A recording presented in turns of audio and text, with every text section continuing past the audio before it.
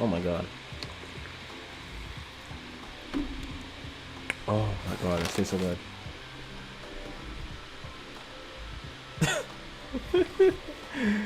Oh. Okay. Okay, we're gonna be reacting. Hold on. Why is this still playing? My bad. We're gonna be reacting, yo. We're gonna be reacting, y'all.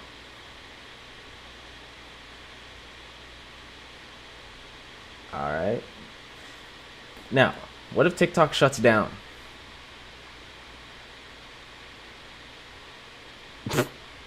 What if TikTok actually shuts down, bruh? It's the age-old question. It's not the age-old question, but it's the hottest thing right now.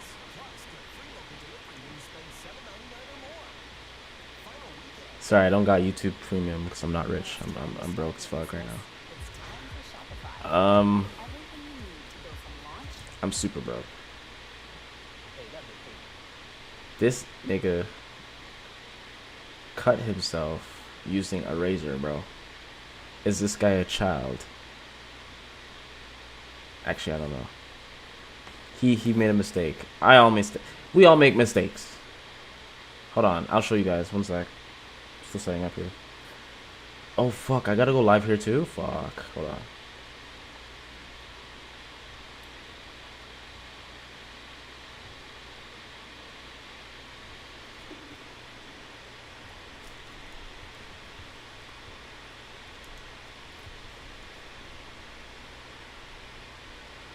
Bro, my pizza's getting cold. Ugh.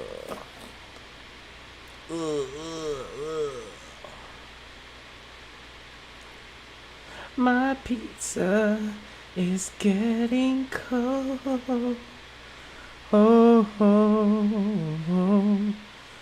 Reacts. Yeah, yeah. All right, Roberto.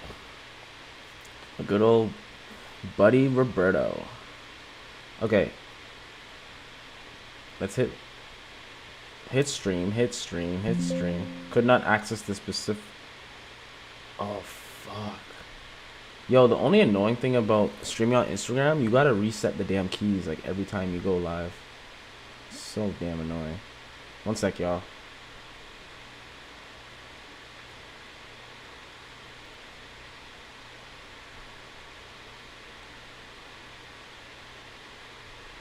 Hold on, let me see if...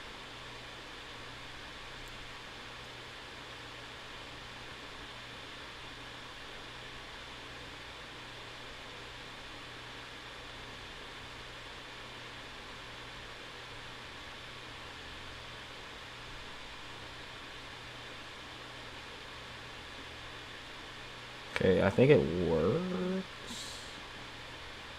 I think it's working low key. Alright, it's working.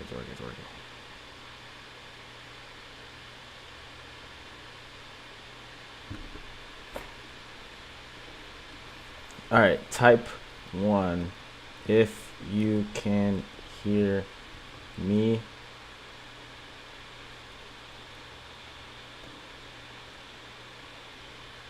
Cool. Mike, everything's good? Mike, chat 1 2 1 2. Cool. Desktop audio. Cool. Yeah, this shit should be working though. I'm gonna lie.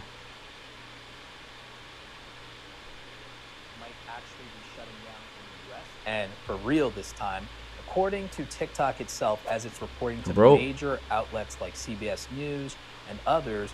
It plans to shut down operations in the United States of America if the U.S. Supreme Court doesn't rule in its favor and strike down a law that would prohibit its operations here. Guys, what I want to focus on today is what you should be doing if the worst case scenario happens, whether TikTok gets shut down or whether your own personal account on TikTok could be shut down for any reason in the future, and here's what you should yo, do W Eats as a creator that prioritizes vertical video and short form to ensure your success. Here's how you're going to diversify your platform, keep your revenue, and protect yourself.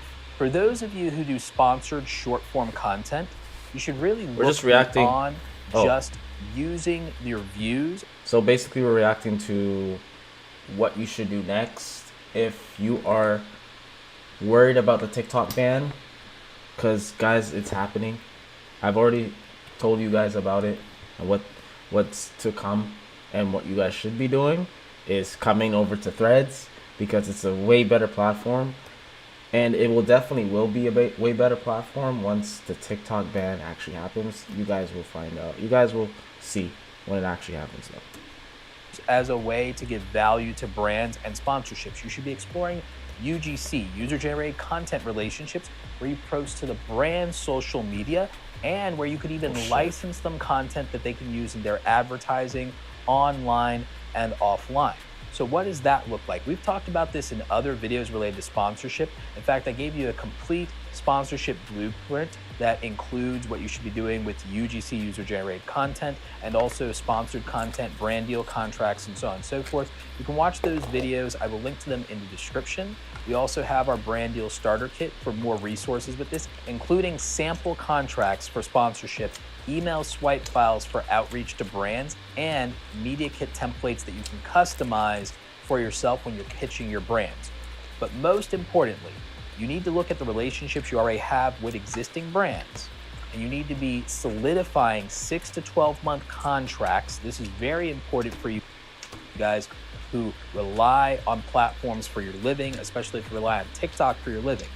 You need 6 to 12 month contracts for user-generated content on behalf of the brand, and to be their spokesperson and a brand ambassador for them, where they can post that content to their own social media accounts, or even use it in advertising for an additional fee and for some licensing.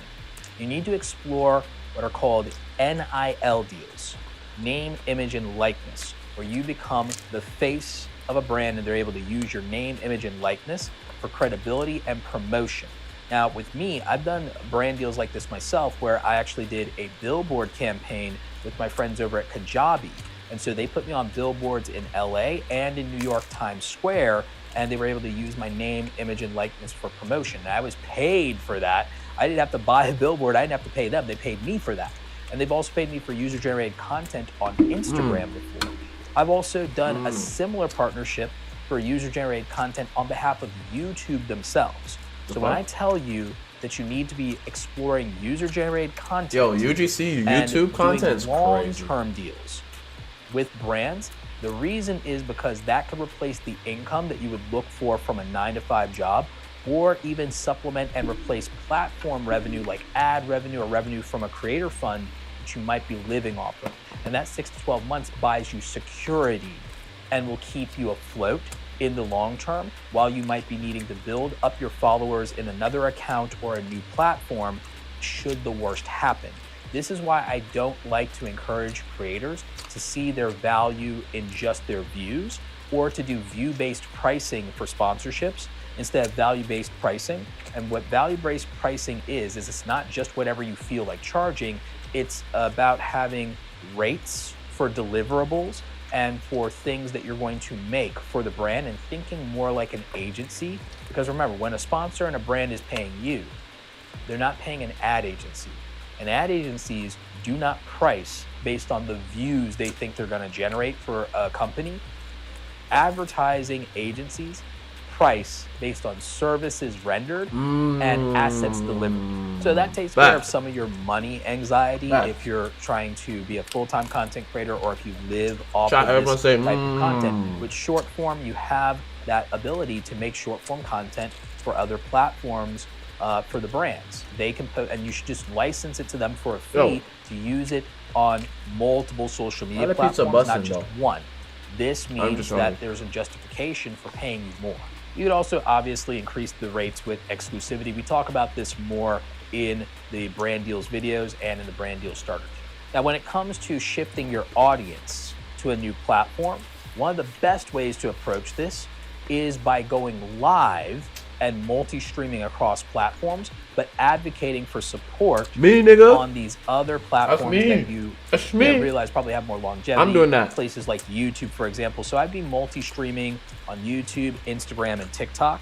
And I'd probably be trying to move my audience to YouTube and Instagram and tell them to support me over there, and doing something where I encourage them to help run numbers up there. Nigga, you never went live on Instagram a day in life. While multi-streaming there is so that when they can see that there's just as good or a better viewer experience on the other platforms. But YouTube in particular are where you want to be, because YouTube and Instagram in particular are where you'd be able to get more brand deals. Instagram, especially if you're an entertainer and lifestyle influencer, you're going to do very well there with brand deals. It's where people were doing brand deals in short form before TikTok took off. So brand deals and sponsorship and UGC, big home for that on Instagram. Instagram even has a marketplace for brand deals now inside the app itself directly.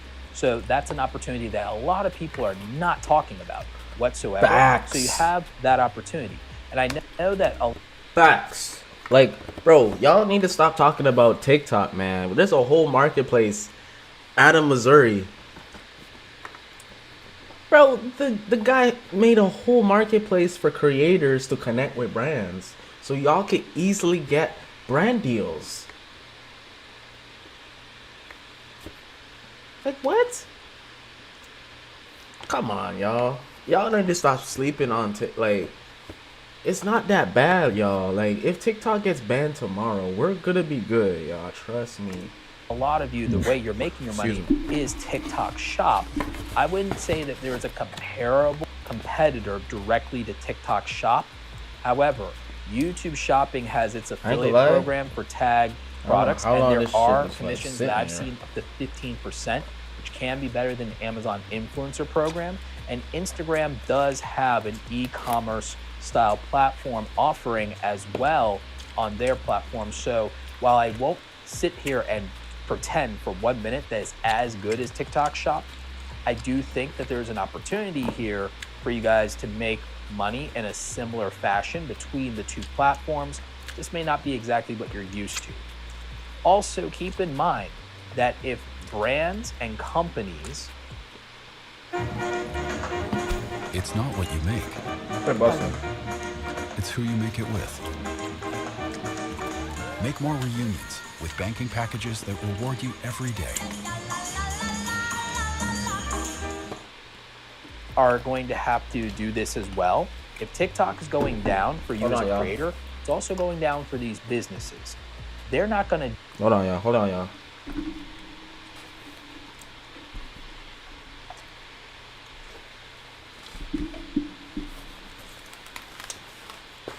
I ain't gonna lie, we gotta warm this shit up. Like, I don't know how long. These niggas.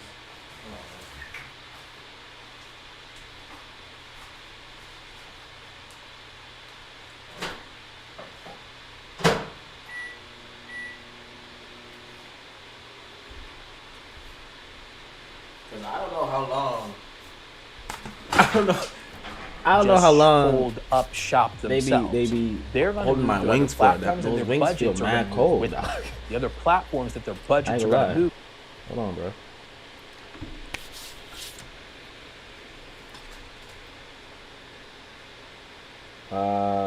Lord Jesus. Why is the Instagram not up though?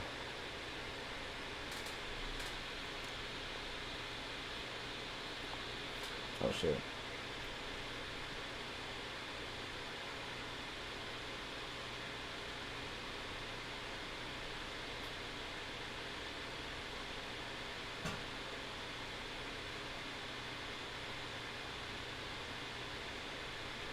Okay, bet. Cause I'm thinking, I'm like, yo, I'm live streaming at an odd time where nobody comes on my live. It's crazy.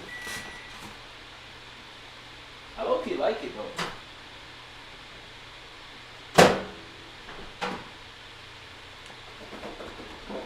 Hot and ready for this. Okay. Whoa. I'm low-key fucking with it because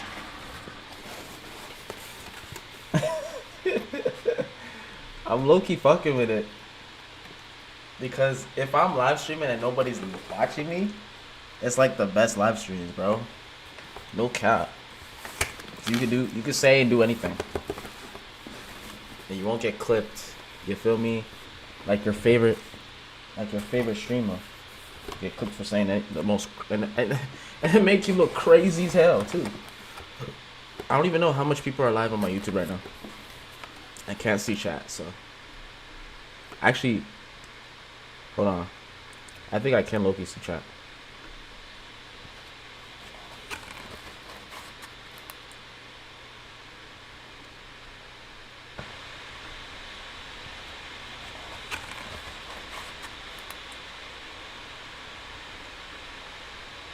Is there a delay?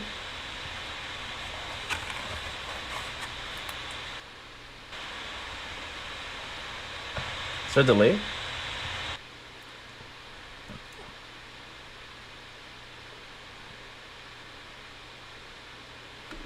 Okay, bet.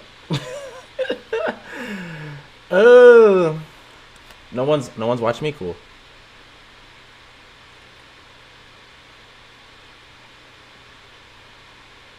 Okay, now what?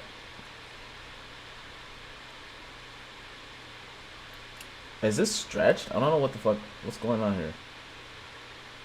I just realized this might be the problem.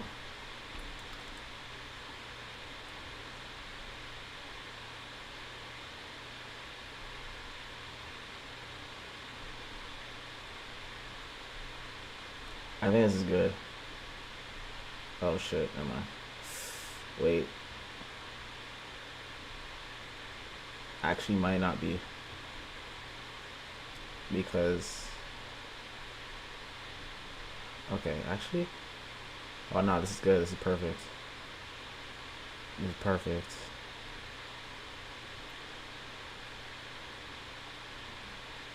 Perfect. Man joined, didn't say anything.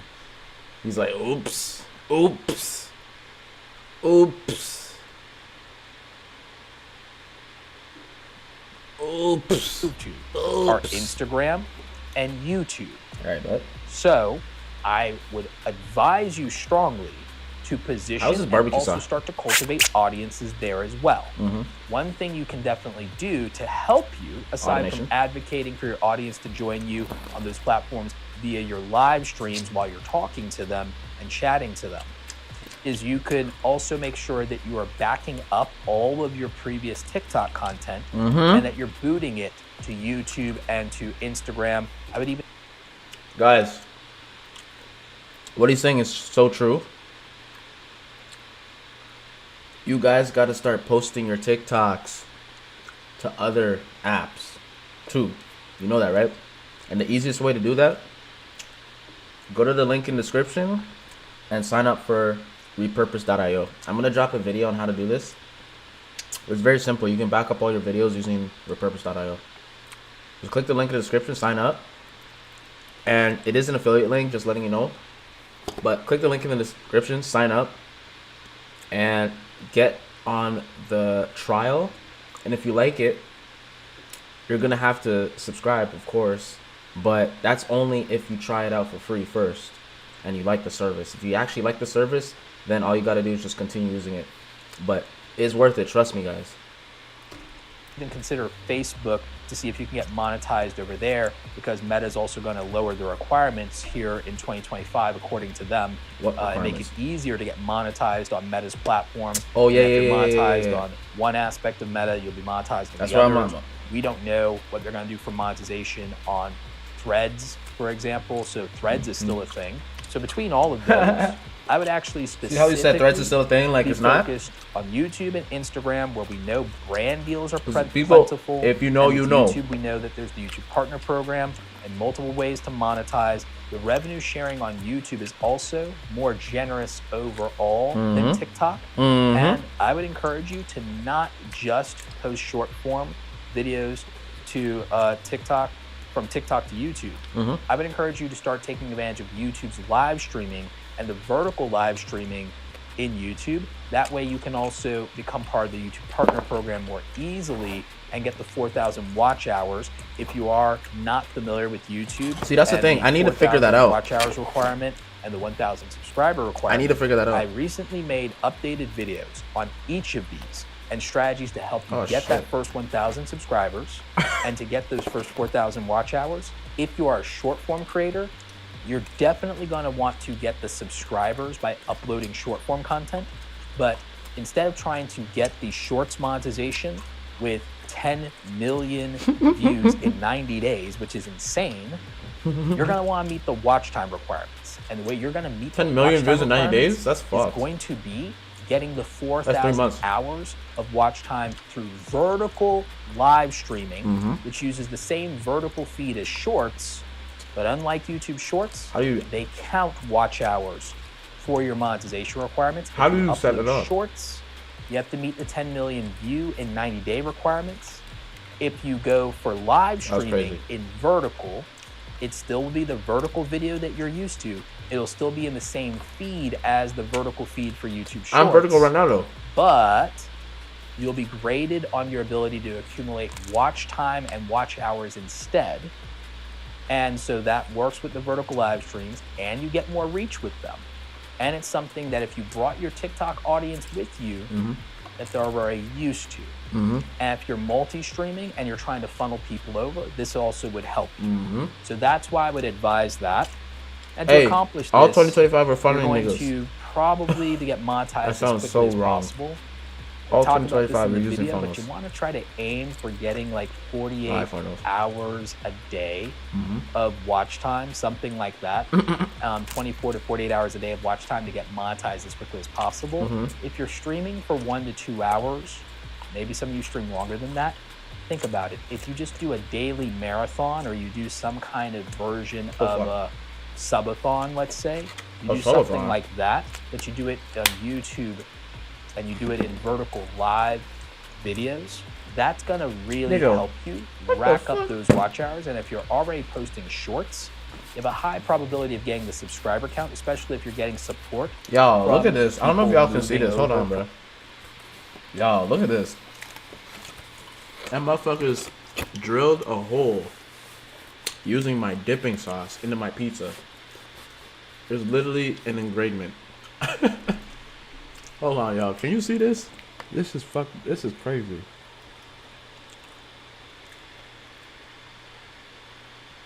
An engraving. Can y'all see this? Hold on, I can see the reflection in my lens though.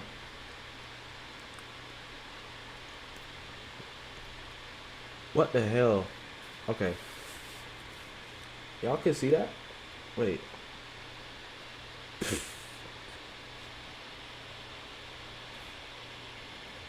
Okay, let me see if I can locate it by pressing on this. Okay, it's off camera. Look at this shit. I want to do this by like.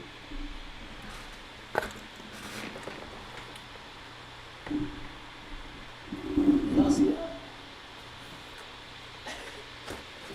Oh shit! Can y'all see that though?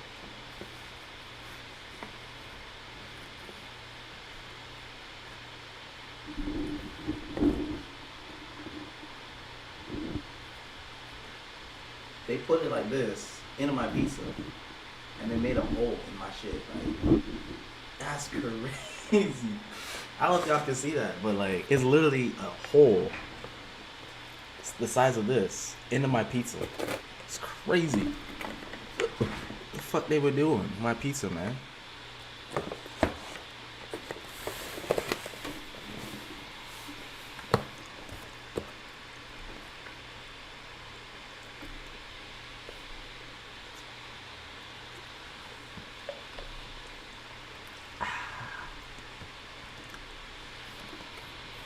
We're gonna do some other reactions too, y'all.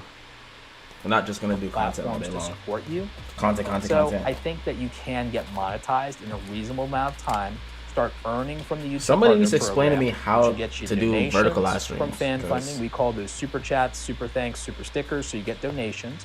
unlike with TikTok and other platforms, it's a 70-30 split, and you get 70% of that. And then you get ad revenue on long form. What's the split for TikTok? Ad revenue from a shorts pool. You can argue that right now it's not as good as TikTok on the shorts, but with an influx of new viewership and new advertisers, you could get as good as that very quickly. Facts. So something to think about. So basically my advice to you is secure the bag. Go to your sponsors, talk to them about what's going on, lock in for some UGC content because they're going to need to do an advertising blitz if they're losing their presence on TikTok as well. So work together for your mutual benefit, secure long-term partnerships. Diversify your income streams and your content by posting to Instagram and YouTube specifically and porting all of your old TikToks to these platforms and posting a couple of them a day and playing catch up. Even if the TikTok ban doesn't happen, this is good advice and could increase your earning potential either way. There's not a downside to you getting more brand deals and doing UGC and not having a performance burden for it needing to do well on views. Here's the secret, y'all. You need automation. You can't do this without automation. You will burn yourself out. Trust me, you do not want to attempt this. I've done it before. It's not pretty. It's not fun. And it's just, why put your energy in jeopardy? Why would you do that to yourself? Love yourself. You know what I'm saying? When it comes down to doing work, especially content creation, you want to use automations. Automations are your best friend. Okay? You want to utilize as much as possible. And you want to save as much energy as possible when you're doing content, because you want to be showing up every single day doing this. We got to be utilizing our tools, right? We got to be utilizing our tools. We got to be utilizing our AI, our automations, because that's what is going to help us show up more consistently. Because it lives on the Brands platform and you charge them for making the content. So that benefits you. There's not a downside to doing it. There's not a downside to taking all of your TikToks and posting to YouTube and trying to get monetized as quickly as possible. And if you're going to live stream, you can live stream to Instagram, YouTube, and TikTok. What's hurting you? What am I doing right now? What's the downside? What's going to go wrong there? There's nothing for you to fear with that. And then if you are doing this, you're just expanding your opportunities, your reach, your digital footprint. And it's not as if this is a heavy lift to do what I'm saying and to move forward with this. You should act as if the TikTok ban is a guarantee, because it just will make you a better creator business to act as if it's going to happen, even if it doesn't. Y'all preparing for the TikTok ban? What's y'all opinion on this shit? Y'all preparing? What's going on? Where's y'all minds at?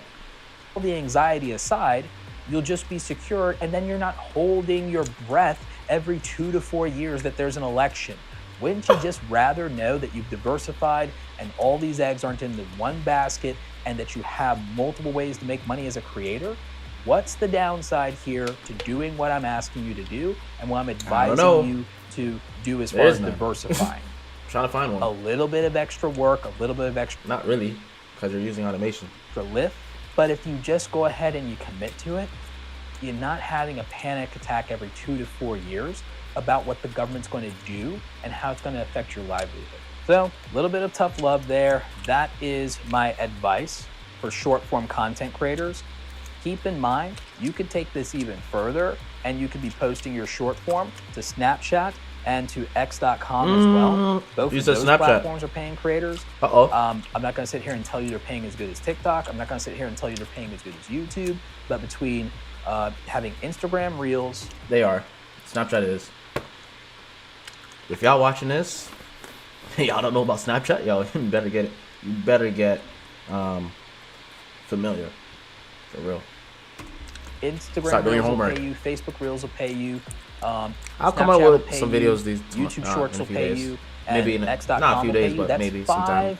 New potential income streams for the same video that you recorded and edited already. And for a lot of you, for a back catalog of videos you already did that you could be being paid for. So that would be my advice, is Secure the bag, diversify your platforms, diversify your income streams, take your creator business seriously, and don't cling to the platform identity of TikToker, YouTuber, streamer, whatever. You're a content creator, you're a creator with a business, and you use these platforms. That's so cringe. But I see people on TikTok streamer in their bio. So cringe. Like, nigga, why don't you stream to multiple platforms and just call yourself a streamer? Why do you have to call yourself a TikTok streamer? Like it's some like badge of honor. Okay, shut the fuck up. As much for your benefit. Stop letting the platforms absorb all the value by you being loyal to them as if they were loyal to you. It's not this perfect reciprocal relationship. These platforms ain't loyal. So don't act like they are. You focus on your brand, you focus on your business, and you let the platforms fend for themselves, because that's how they're gonna do you when it really comes down to it. So that's where my advice comes from. My advice comes from you thinking about what's best for you, you think about what's best for your audience, you let the platforms fend for themselves, and you will go to whichever platform is willing to pay you. That's how it should be. At least that's one man's opinion. Move like an actual Let me know player. what you think in the comment section. I will catch you Move like a in bitch. another video. Hopefully it'll be much more lighthearted. Stay awesome. Yeah. I'll catch you next time. Take care. Nah, he killed Listen it. to this. Love your video.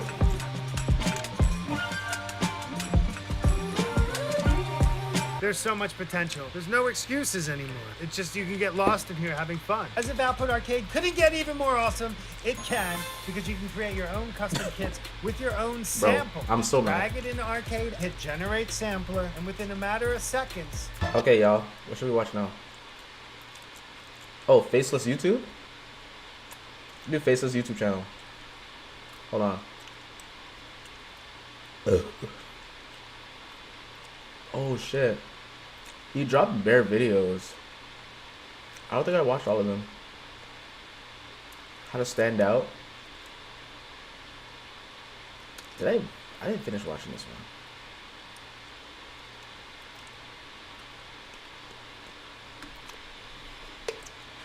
Do you know what's the secret to beating the YouTube algorithm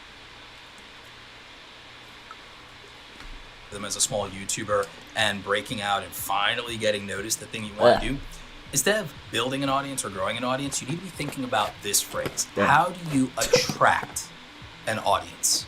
See, YouTube is actually doing question. something really interesting with their Oh, algorithm. fuck. They're preferencing everything on individual viewer behavior. Everything is based on value for the viewer and viewer enjoyment. Whether that's your click-through rates, your watch time, it means nothing unless those things serve the purpose of viewer enjoyment and value for the viewer. And how is that measured? That's measured by keeping people on YouTube and getting people to start YouTube viewing sessions in the first place. In other words, you need to become a destination channel. I did an entire presentation about this at Vid Summit, and it's something people still talk about even a year and change later. And one of the big takeaways that I had for this that I want you to understand is the idea of meeting your audience where they are and finding an audience avatar that you are aligned with. A niche is not a prison. A niche is a community of people that you will show up for every day. Instead of thinking about a topic that you like, I want you to imagine your niche as the people that you like sitting down to lunch in the cafeteria and talking to every day. That is who your niche is. Your niche is the community of people that you can actually commit to, the people that you are happy and excited to show up for. Those people are your niche. And so a niche is not a prison stifling your creativity and your expression. A niche is a community of people that you serve best and that you feel aligned with, and that are like-minded people who share your interest, but also like-hearted people who share your values and are passionate not only about the things that you're passionate about, but are passionate about it in the same way. And if those people ever become true fans, super fans, they won't just support you with their eyeballs, they will support you with their wallet. And that is how you will also profit. You have to be able to deliver for those people. That's a skill issue, my friend. Almost everything in life is a skill issue. So Oh, what are God. our skills? What are we passionate about? Who is also passionate about that? And who do our skills All right. serve, gap That's in the good. market? And then how do we add so Yeah, we much gotta drink value to water. them that we're able to monetize that properly and make a good living? This is how you become a successful content creator. And this is why niching down is, in fact, your secret to beating the YouTube algorithm. Clarifying your audience avatar, the person that you're most aligned with, the person who is like-minded to you, has those same interests, and like-hearted to you, sees it the same way, has those values. That's Yo, I'm the so excited person for the content, that y'all. you are Y'all gonna see most tomorrow likely to be able to reach on my and Instagram, to resonate TikTok, with your Facebook. content, Bruh. will be invested in what you have to say and how you present it, and will keep coming back for more. That is your person. And so we don't need to find this person. We need to attract this person. And we do that. I ain't gonna lie. Hold on. Oh shit. What's up? I'm gonna try to find like either after this stream or probably after this stream. I want to figure out how to put sound effects on this. It's like the soundboard. Oh, excuse me.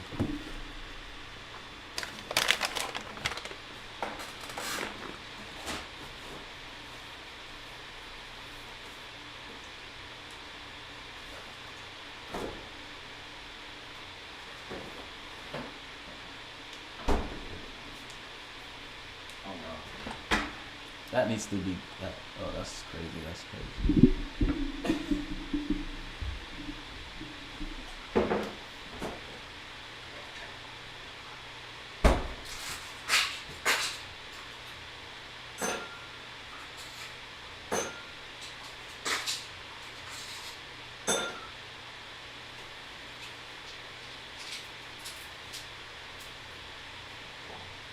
Whoa! Stop.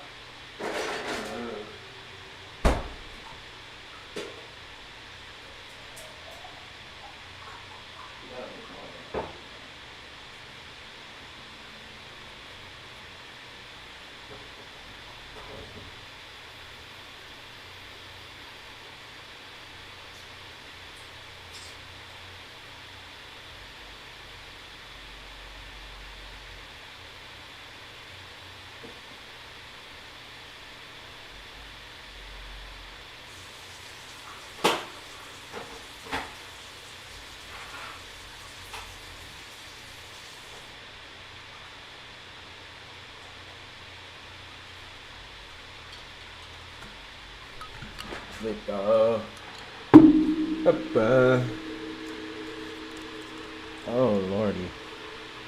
That by becoming their favorite. We do that by becoming a destination channel. We do that by becoming the person that draws them in, and we have to display value. We have to demonstrate value to do that. And how do we demonstrate value? The topic selection, meeting them where they are, those shared Damn, interests. what? Show up where people share your interest and share your values. Okay, got it. How do we communicate our values? We're showing up, we got the right topic, we're in the right place with the right people. Okay, cool. We have to say the right thing. And the first opportunity we have for that first impression, is the title. It turns them on or turns them off. The thumbnail, they might look at us at a glance, stop, turn their head, and be like, oh, that's interesting.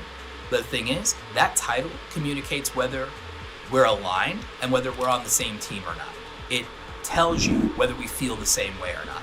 So that's why that title and thumbnail combination matter. And the topic is us being in the place where our people turn their head and showing that, again, we do See, care that was about weird the same because like, things in why the did she same say there was no volume? so that's why but that'd yet be important. I can And then, hear. Of course, there is timing. It is a matter of figuring out, do I go with evergreen in this instance and say something that's always going to resonate, always going to play through, always going to me be turn that off. relevant no matter when it is? Is that a time in the market thing? Oh, fuck, hold Or on. am I going to do trend jacking? Am I going to hop on a hype train and am I going to go for Yo, trend jacking the is so top of underrated. mind attention? And so that's important. And my answer to that Wait, is rewind, your rewind, content rewind. strategy should have a mix of both. You should have things. Take advantage of hot topics. Yes.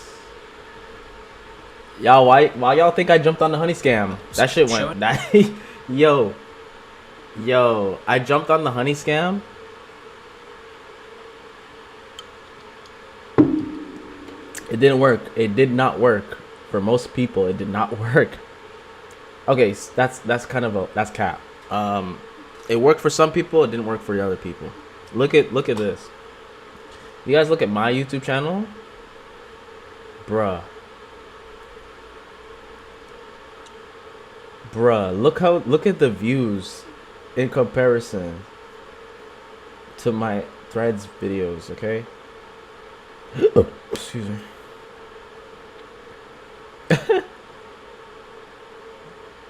Oh my god. Wait, what the fuck? You know what's crazy? That guy earned $20,000. Hold on. Okay. Where's my fucking... Huh?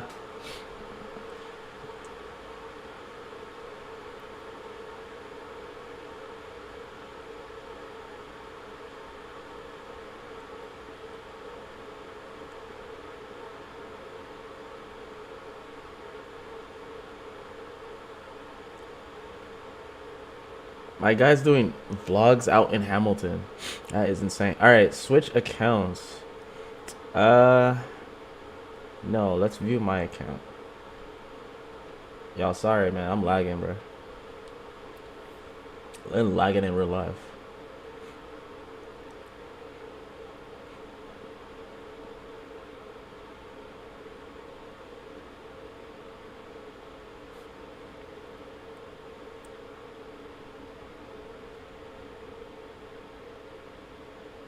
Okay.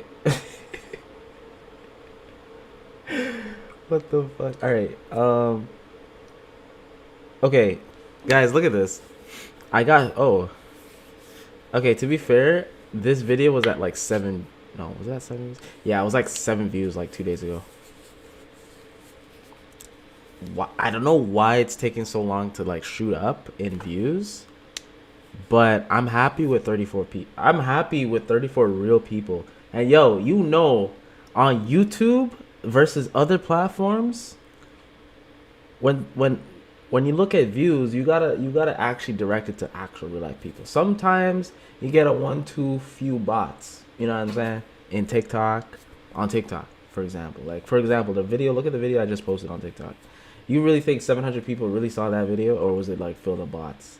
Because I said what I fucking said in my video. I said low views. And when you say low views on TikTok, your shit gets bum rushed. You will actually get like graped. Okay? Graped. Okay? In GTA.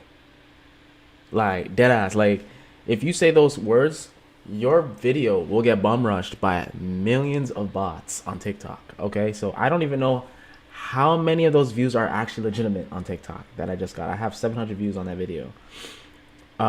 This video has 34 views on YouTube talking about honey. Now I know these are real life people watching my shit. Okay, 34 real life people.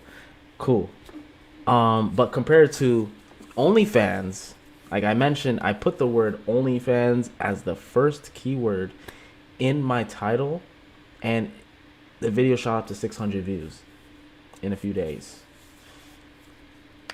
And we're talking about the Threads bonus program, which honestly right now is a very hot subject on YouTube. Talking about the Threads bonus program, why? Because Threads is brand new. It's brand new. It's fairly new. Came out in 2023.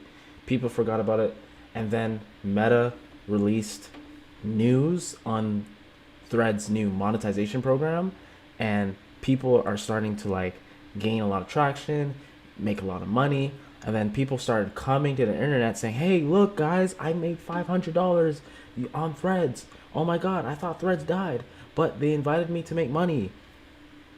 And a whole lot of people are getting these invites, and people are now rushing to YouTube, asking YouTube, hey, how do I get invited to the Threads bonus program? I'm trying to make money online.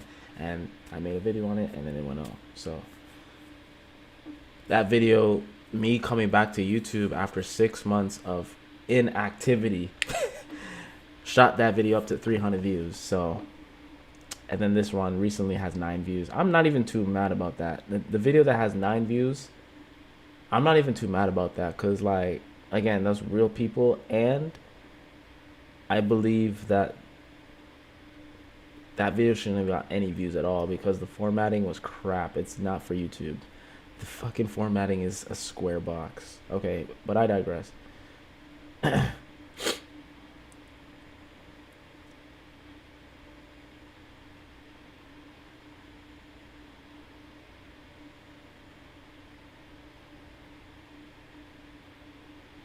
Is it good though? Stream's good, boy.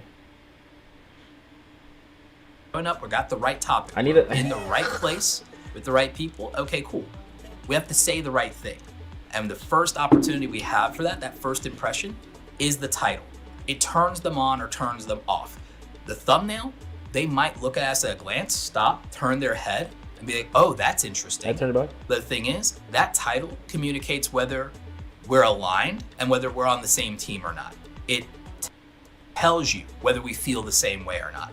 So that's why that title and thumbnail combination matter.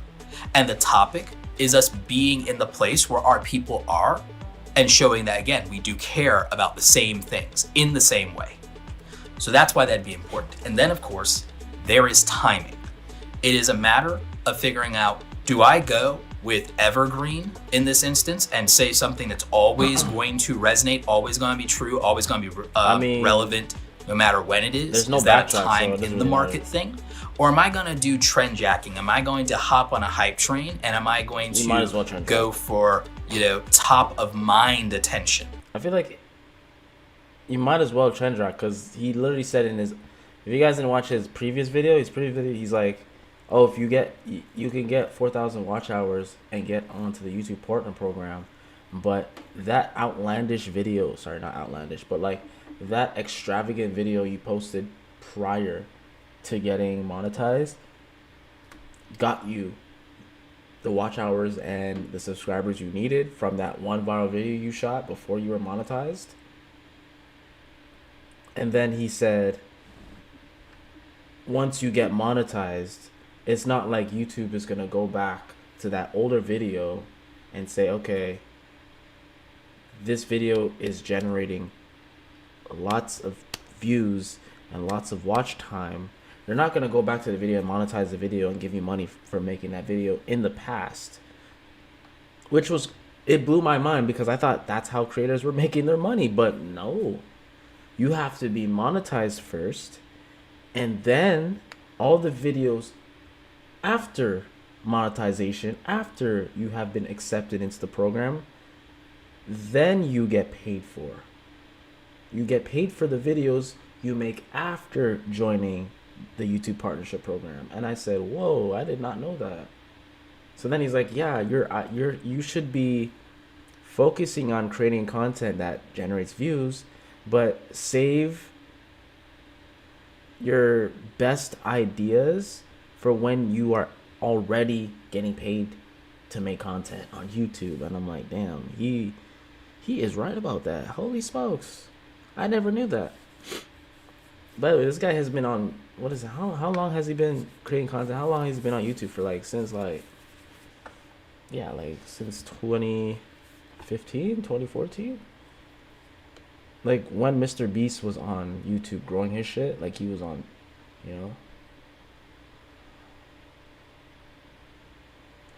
I was like, damn, bro. Who's watching? Somebody was watching my stream for like 14 minutes and shut off. I was like, oh shit. Thank you, brother. And so that's watch important. time. And my answer to that is, your content strategy should have a mix of both. You should have things that are hyper relevant that you can jump on, but you should also have a back catalog of content that can be gateway content that always allows you to make a good first impression with people who don't know you. You should always assume that people who are seeing your videos, that 80% or more of them are seeing you for the first time, especially if you're a new or small YouTuber trying to break out. And again, This is how you truly beat the YouTube algorithm. So the YouTube algorithm is actually very simple if you think about it from the viewer's perspective. If you think about value for the viewer, if you think like a fan. There are videos on YouTube uploaded constantly every day. I believe the new metric is that 5,000 hours of content are uploaded every minute of every day to YouTube. Yikes. So if I'm scrolling on my phone for YouTube content, which I believe now 70% of the traffic on YouTube is from mobile devices. If I'm scrolling through my phone, how do you get me to stop and pay attention to you? You have to have a high quality thumbnail that is visually attractive at a glance, just like dressing for success. Dressing to attract the person you want, knowing what their taste, there are three their things that preferences, happen. Their icks are, and what attracts them and what turns them off. So that's important. You need to be able to capture their attention and make a good first impression. That title allows you to showcase that you're someone interesting. And that you're somebody worth being curious about. So you have to use psychological triggers in your titles. There are 5 of them that I'm a big fan of. You could call them clickbait. I sometimes call this clickbait psychology. Chat. They're kind of a cheat. Chat, y'all want to see me make a thumbnail for YouTube? How I make my thumbnails for YouTube? I'll actually drop that video. No, deadass, I'll actually drop that video soon. Because I already made a how to make thumbnails for... Did I make that? Hold on, bruh. Oh, nah. It was a honey. Yeah, that's why the video didn't do as well. Because it was focused on honey and then I bait switched. So I trend jacked honey. I trend jacked the honey scam. And then after the 3 to 4 minute explanation of honey summarized, then I said, hey guys, just because you cannot make money, just because I was like, you know what? The honey scam, the honey application is not the only way YouTubers are making money right now. Basically, you can do digital marketing. You can start up a profile for free on Threads, make money, get accepted into the Threads bonus invite program, make money, sell digital products. And then I was like explaining how I went viral, how I was able to sell a digital product, how I was able to sign on a subscriber to my wait list, all these things, launching and all that.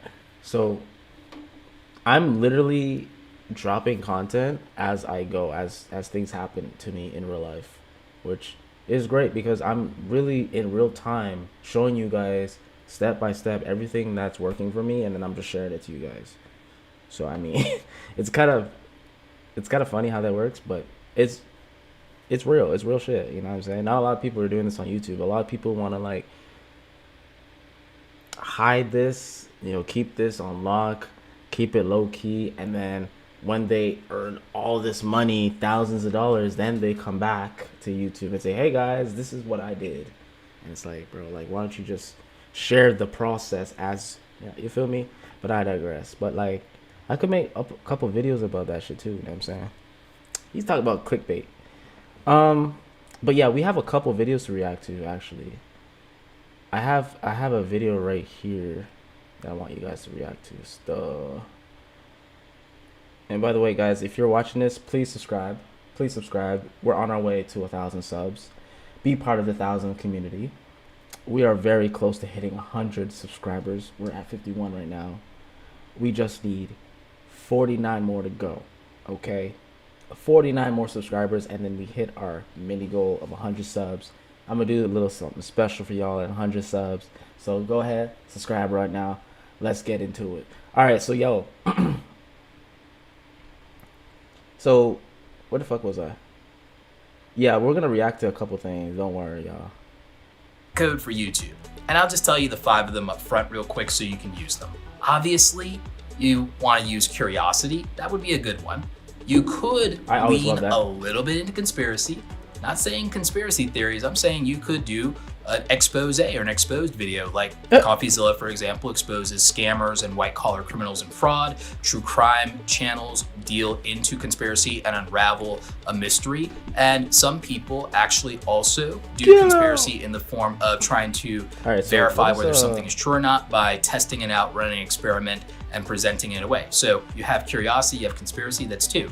There's also conflict. Conflict isn't always what we think it is in terms of, here is a aggressive title or aggressive topic. Sometimes conflict is just a versus video, comparing two things or two situations, and having opposing sides or opposing views of something. For example, cheap versus expensive would be a way to introduce conflict and tension.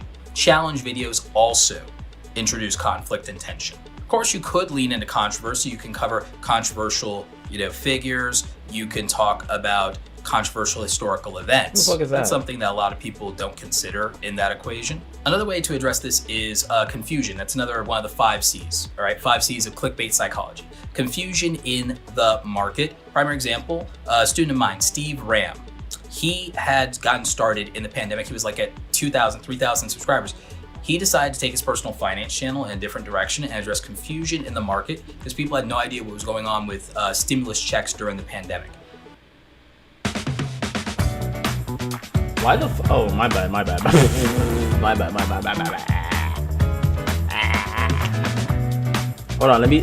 Hold on, y'all. Oh, fuck. My bad, y'all. I should have just put this in the damn chat. Hold on, man. And then he ultimately was able to expand on that. We talked about more topics he can cover, changes to the tax code, changes to Social Security, things that a lot of people, millions of Americans rely on, that they need explained to them in a simple way. So he addressed confusion that existed in the market. Did it work? So these would be ways that you can ultimately get people's attention and meet them where they're at in terms of interest. With thumbnails, they need to be visually attractive at a glance, dressed to impress. They need to have an interesting idea communicated in the thumbnail at a glance. They need bold and eye-catching colors and text. They need eye-catching elements, usually at least 3 of them. And then I would say add an element of status or social proof. This is the vibes framework that we teach in Awesome Creator Academy when we talk about thumbnail and packaging design. And it tends to work. And you'll find when we talk about thumbnail and packaging design, we teach in Awesome Creator Academy when we talk about thumbnail and packaging design, and it tends to work. And you'll find that a lot of successful content in YouTube utilizes those 5 elements as a principle. Whether people realize they're doing it or not, we actually built a system and a framework around this. And so that's why I tend to teach. This is something I run all of our pro group members through. And what I would say beyond that is the concept of your topic selection.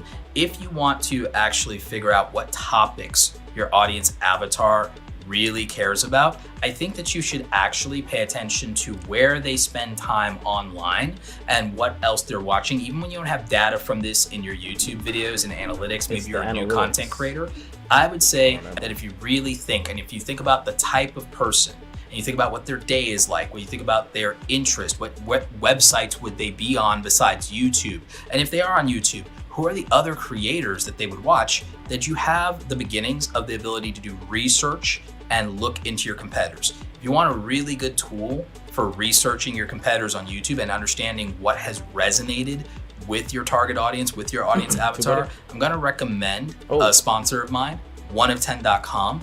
They are linked in the description down below.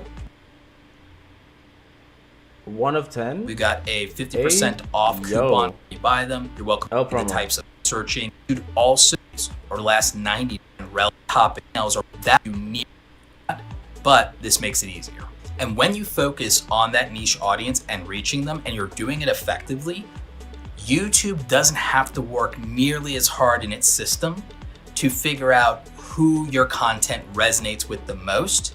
And it's going to mean you're gonna have a better chance of creating that viewer enjoyment. You're gonna see higher click-through rates when you meet people where they are with the value that they're looking for. When your values align, you're gonna see higher click-through rates.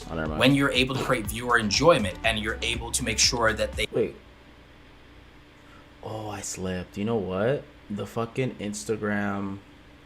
Yo. Actually, it might work, but honestly... The quality on here is way fucking better, dude. Anyways. They like what they're seeing because you understand their preferences. You're gonna be able to get higher retention. You're gonna get more watch time. You're gonna get more people to subscribe to the channel. You're gonna get more people to share the videos with other like-minded and like-hearted people. And that's gonna make it easier for YouTube to find more of those people and to match the content to them based on their You know what? Actually, no. preferences based on, wait for it, what the viewer values. And so this is why I'm here to tell you, a niche is not a prison. You should absolutely niche down, and you should look at it as a thing that's stifling your creativity.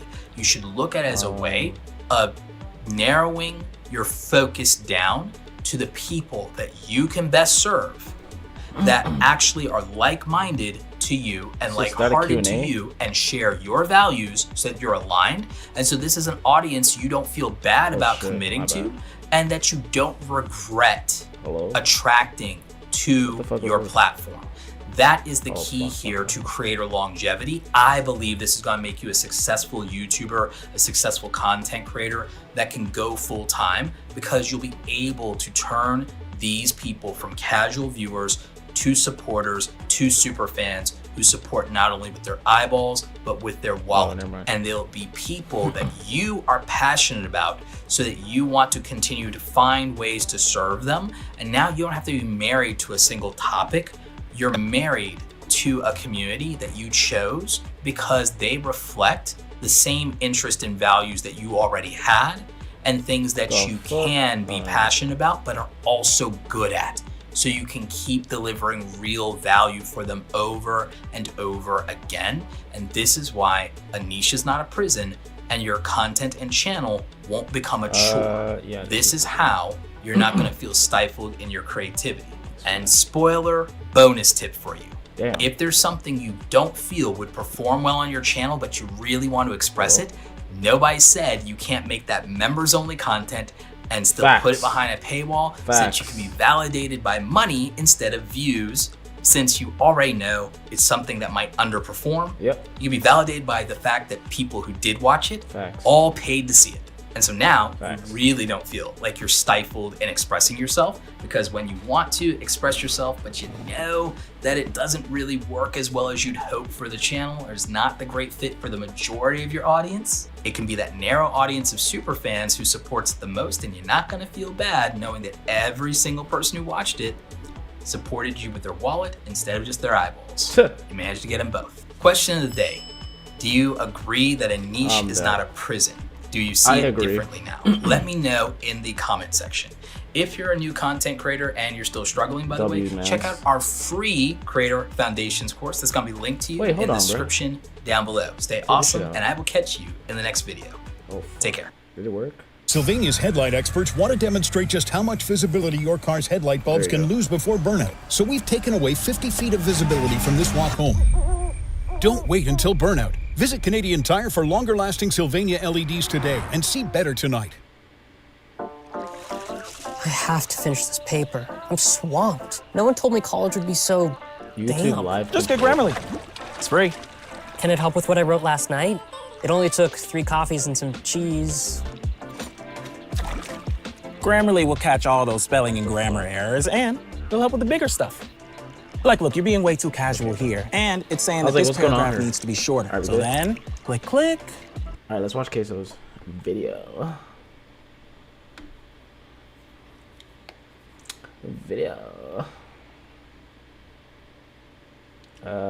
It's not here though.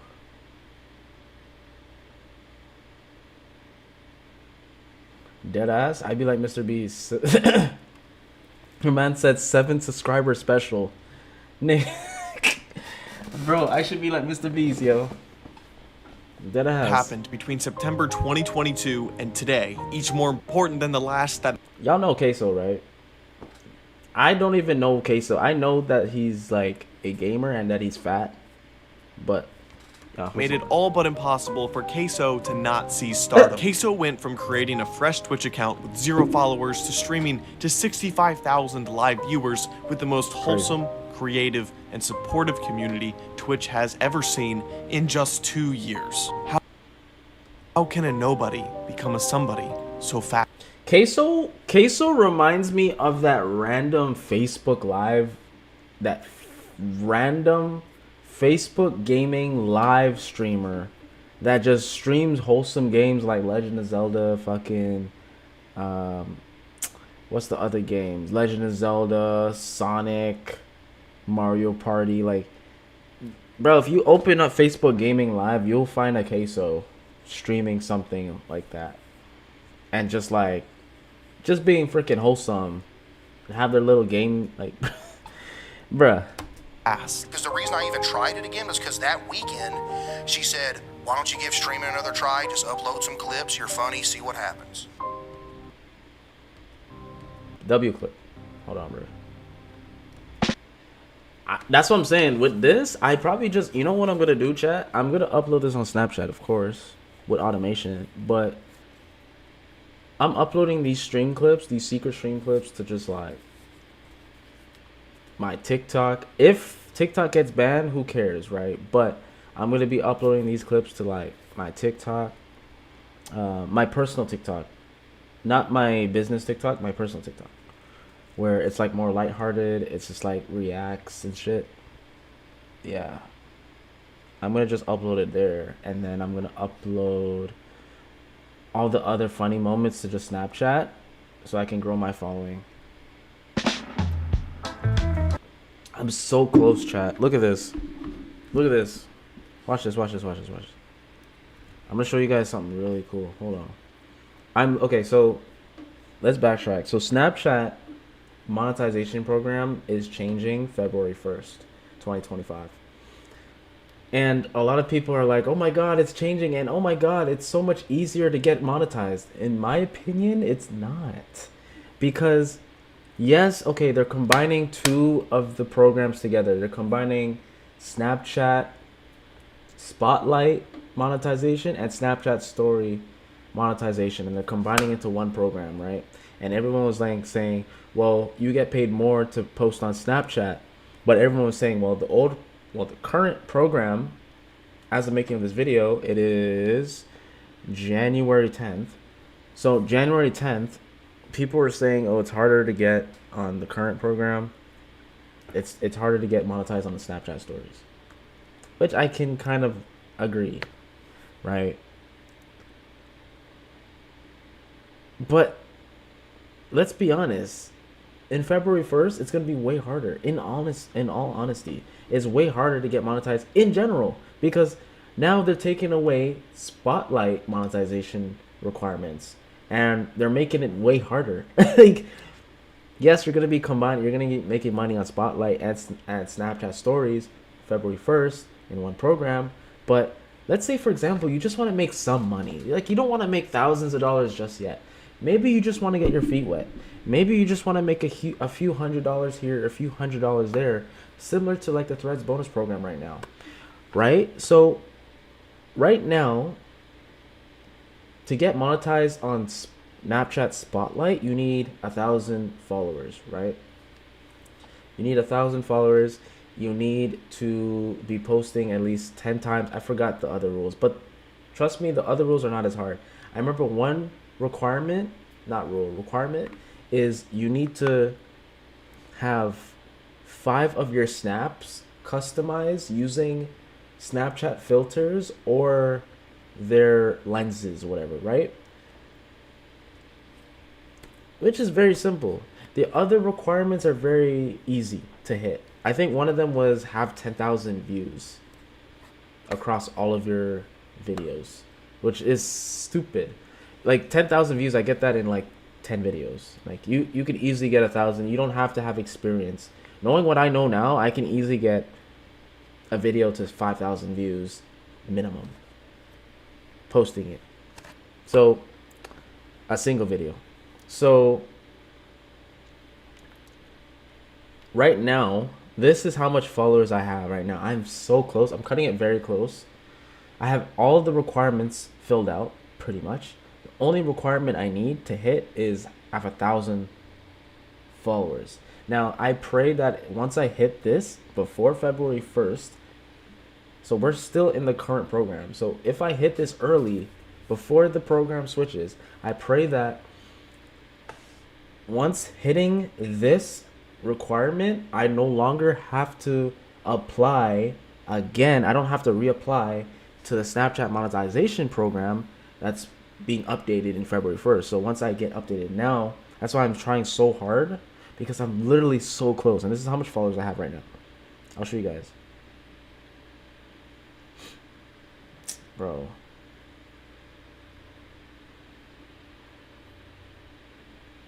Oh my god, I'm so close. I'm literally so close, guys. Fuck. Guys, I'm so fucking close. Can y'all see that?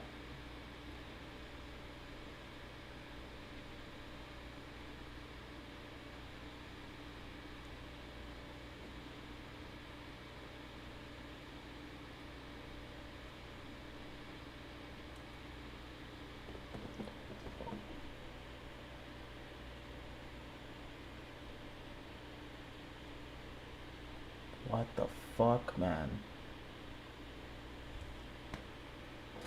I gotta turn this light off. Hold on, bro. Guys, watch this, watch this. I turned this light off. Hold on, what happens? To turn this damn light off. Oh my god. Can y'all see my followers right here?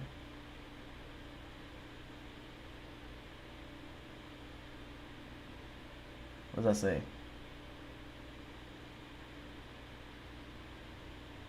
What the fuck? Why can't I see it? L fucking camera, dude. Oh, there it is. Okay, y'all see that? 872 followers.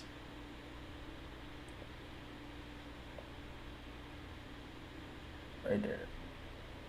872 followers, man. That's how fucking close I am. What is that? Less than 200 followers, right? 8. That's like 172, 130, 128 followers. Right? If I can do math.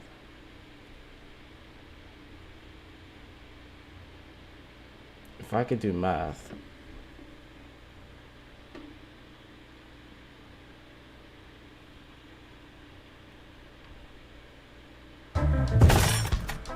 Mount Everest is underwater.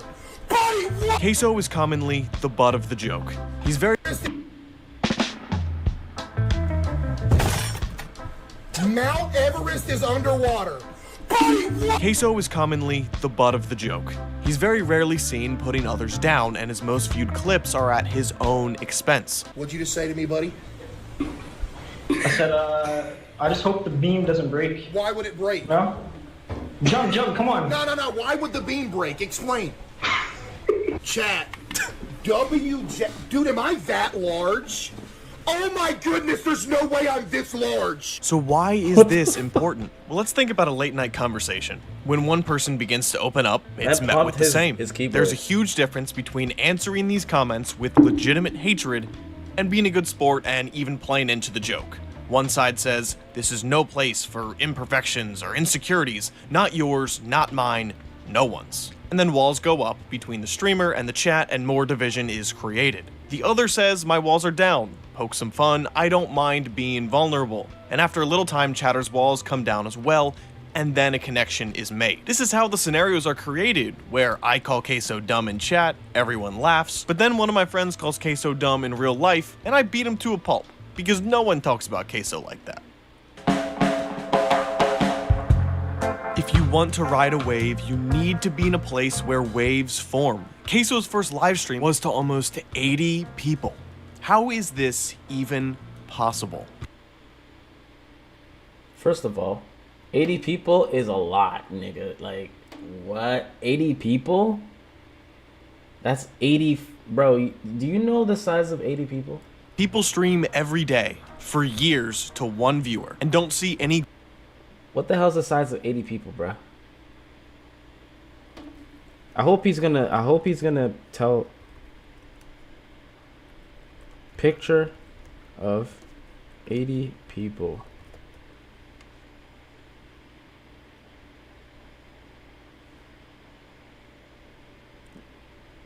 Guys, this is 80 people. That's a shit ton of people.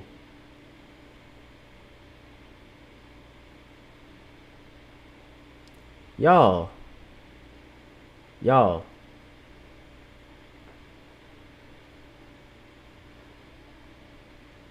Y'all. This is 80 people. How do you stream to 80 people and you just started? Something's going on, bro. You view buying. There's no way, man.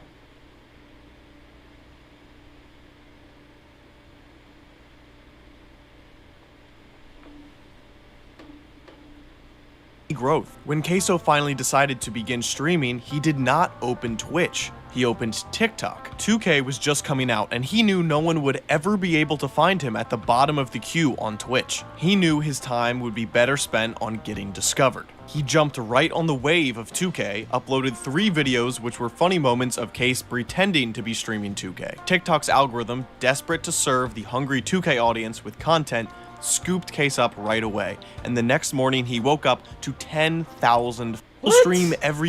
Stop. And after a little time, who the fuck is this?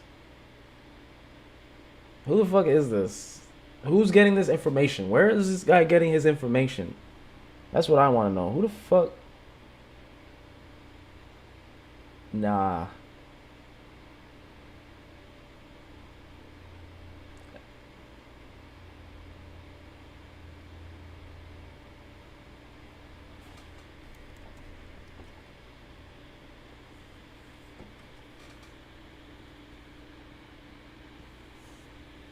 My Lord Jesus. Lord Jesus. Hold on, let me see this.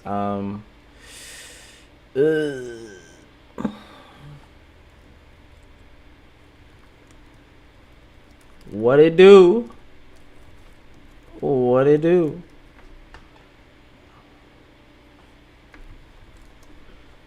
Alright. Cool. Chatter's walls come down as well, and then a connection is made. This is how the scenarios are created, where I call Queso dumb in chat, everyone laughs, but then one of my friends calls Queso dumb in real life, and I beat him to a pulp, because no one talks about Queso like that. If you want to ride a wave, you need to be in a place where waves form. Queso's first live stream was to almost 80 discoverable platform? 80 people. How is this even possible? People stream every day for years to 1 viewer and don't see any growth. When Queso finally decided to begin streaming, he did not open Twitch. He opened TikTok. Smart. Okay, I missed that part. Okay. I agree. This is what you need to do. Yes. Guess whose advice he took? He took Aiden Ross's advice, and he took Kai's advice. He said, especially Aiden Ross. Aiden Ross is like, TikTok's a cheat code. If you want to stream, get on TikTok and start streaming clips. And I'm like, all right. 2K was just coming out, and he knew no one would ever be able to find him at the bottom of the queue on Twitch. He knew his time would be better spent on getting discovered. He jumped right on the wave of 2K, uploaded 3 videos which were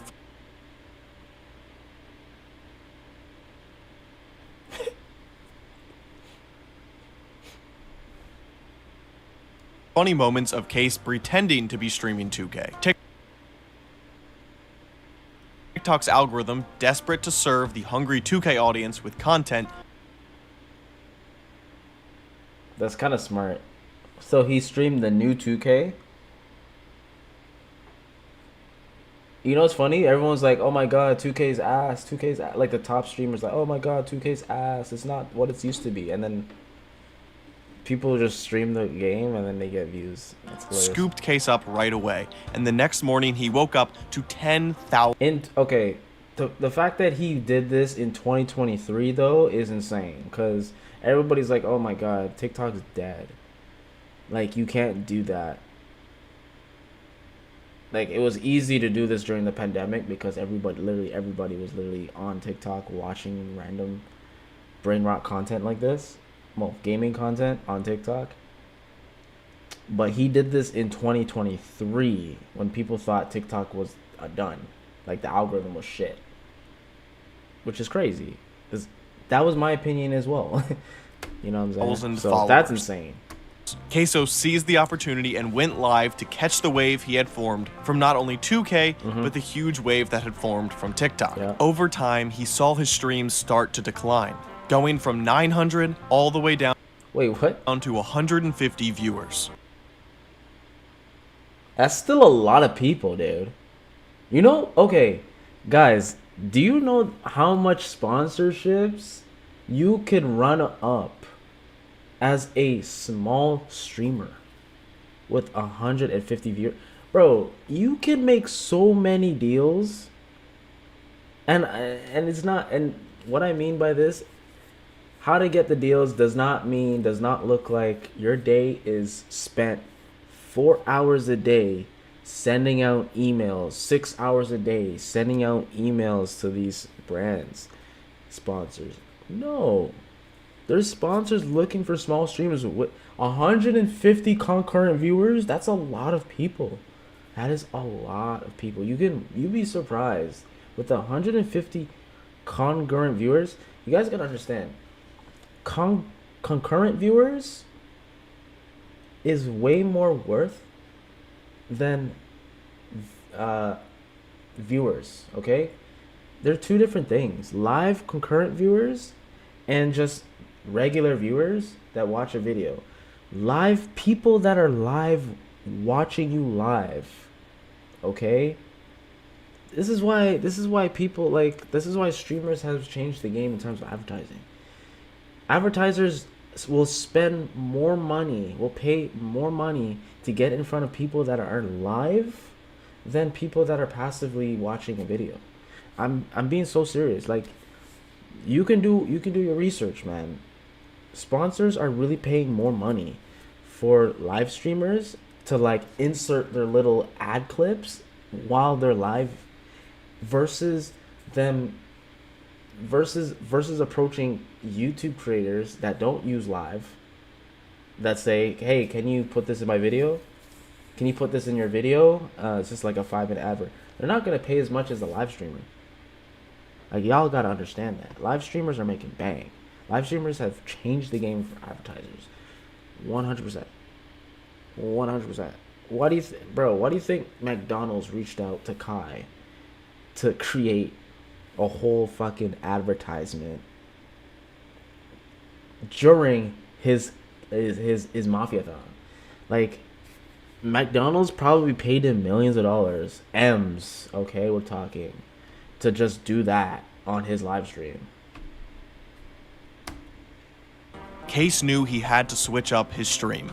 But how do you switch up a stream successfully in a place where there are no waves? Case decided to follow the exact same formula that gave him success the first time around. Hogwarts Legacy had just come out, and a viral Hogwarts Legacy TikTok sent Case a viewer bump of 450. Wait. Viral Hogwarts gave him success. We gotta rewind that. From 900 all the way down to 150 viewers. Case knew he had to switch up his stream. But how do you switch up a stream successfully in a place where there are no waves? Case decided to follow the exact same formula that gave him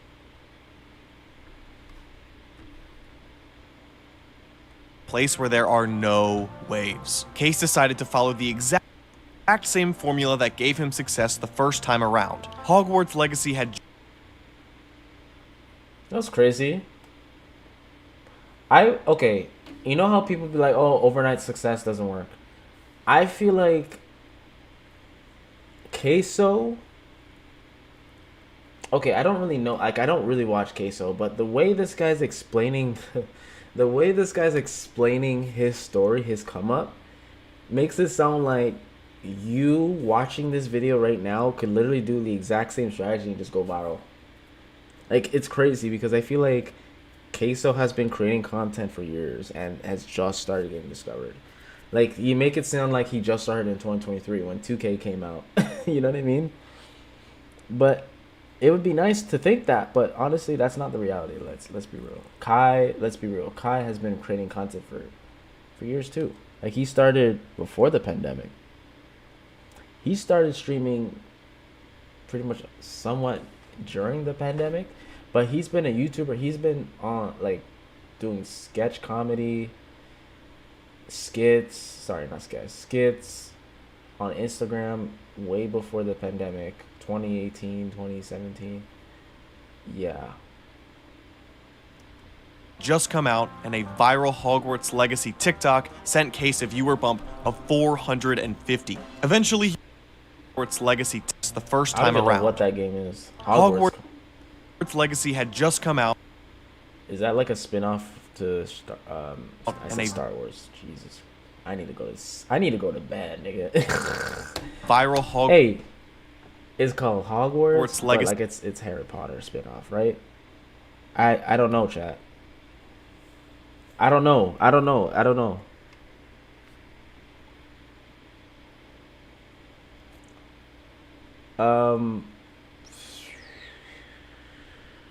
You know what's crazy? I don't even see.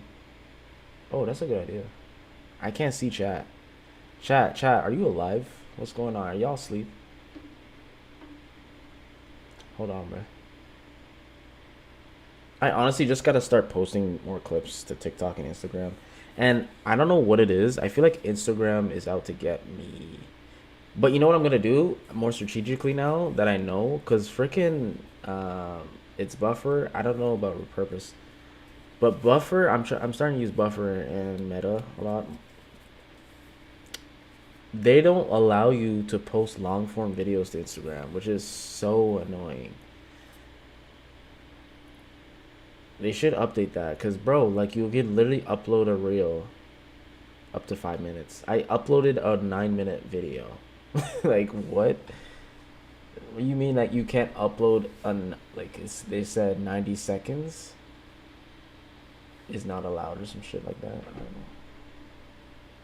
See, TikTok sent Case a viewer bump of 450. Eventually, he was able to start stream up, bro's in the dark.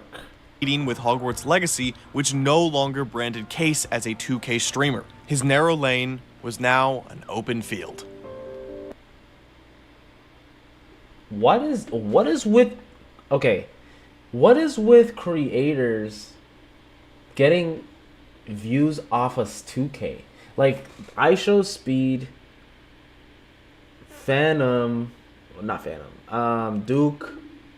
Duke was playing 2K.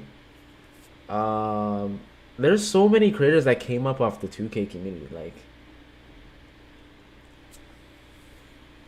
iShowSpeed is literally like a big example too.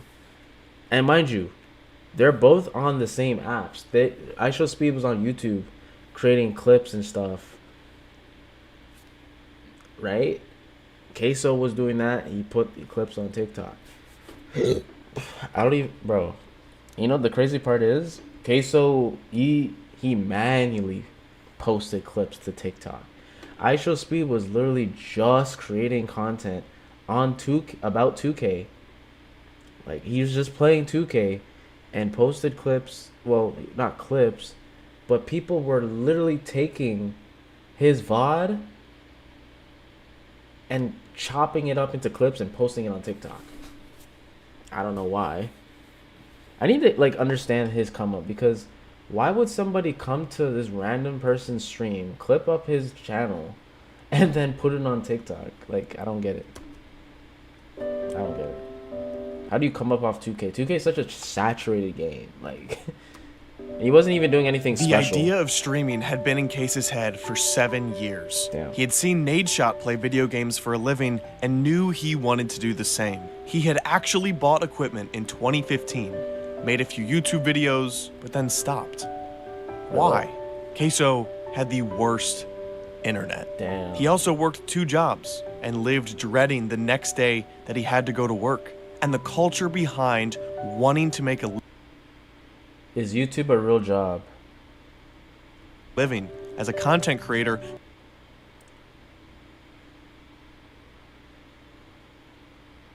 was nowhere near as solidified as it is today. This dream was nothing but looked down on. Not a single thing was going right for Case. YouTube is killing film is crazy.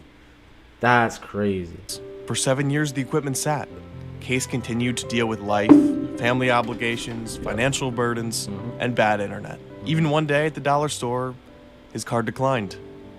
He ran out of the store shamed. His mom had heard him complain about work repeatedly, day after day, week after week, and taking a car ride with him, September of 2022, told him to give streaming another try. He had the equipment, he just had to start Stream.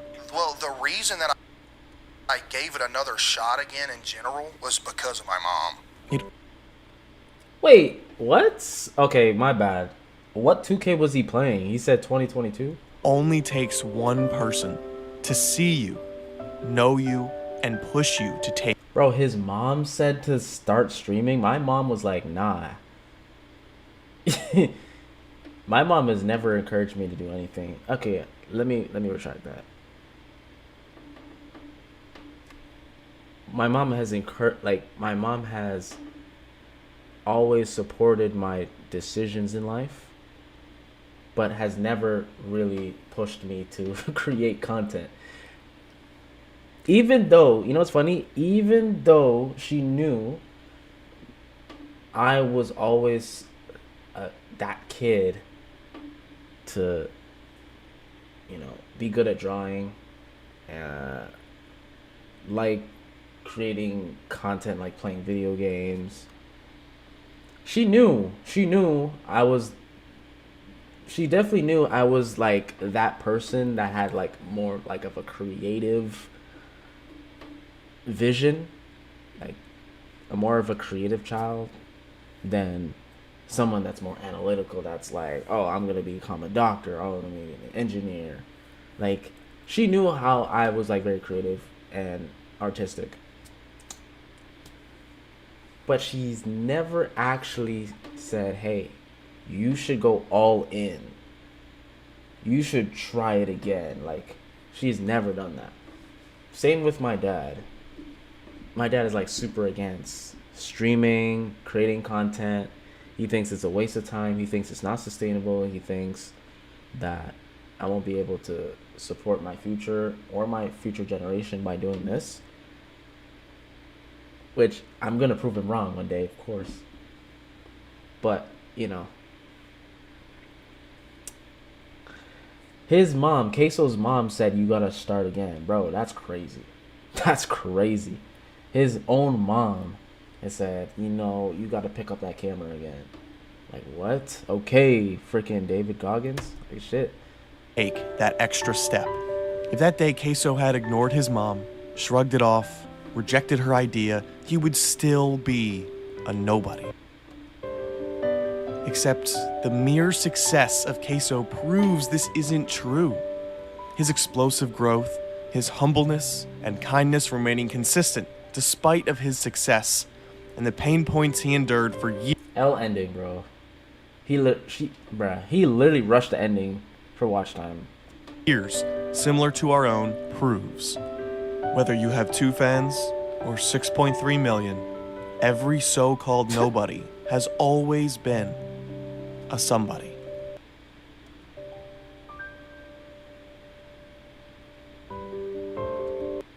L fucking ending. Okay, we need to watch an actual Queso come up video, because what the fuck was that?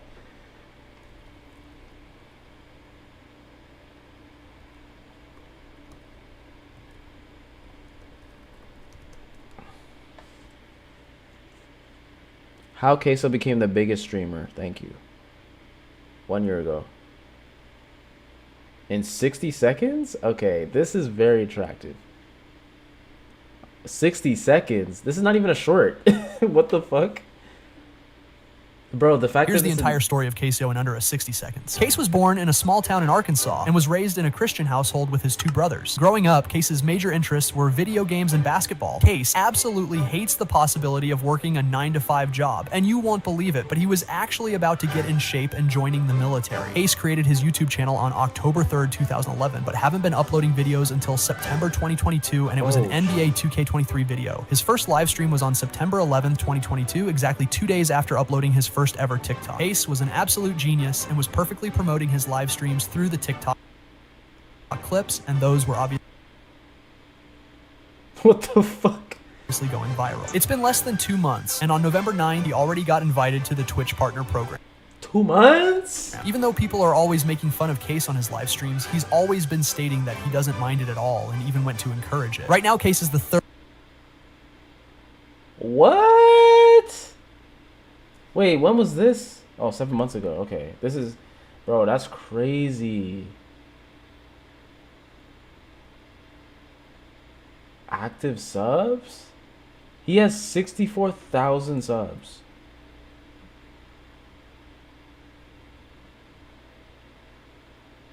Buddy. Third most subscribed Twitch streamer after Jinxie and Kai Cenat, and he has over 64,000 active subs. So in just a year and a half, Case became one of the most successful streamers in industry, and we all know that he's only gonna go bigger. Bank more adventures when you earn What the fuck? Okay, we need to watch this again. Hold on, bro.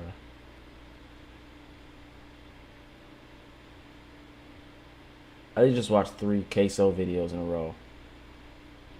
Why are we glazing What's tonight? going on, peeps? Today, I want to tackle... Oh, shit. But nah, he's a real gamer, though. He's a real gamer. Like, it makes sense. Not really, actually. Because he just Let's Plays. He doesn't do... Okay, he doesn't do unique content. He just does Let's Plays. The biggest streamer... See, that's the thing. That's a hack. A lot of people, especially...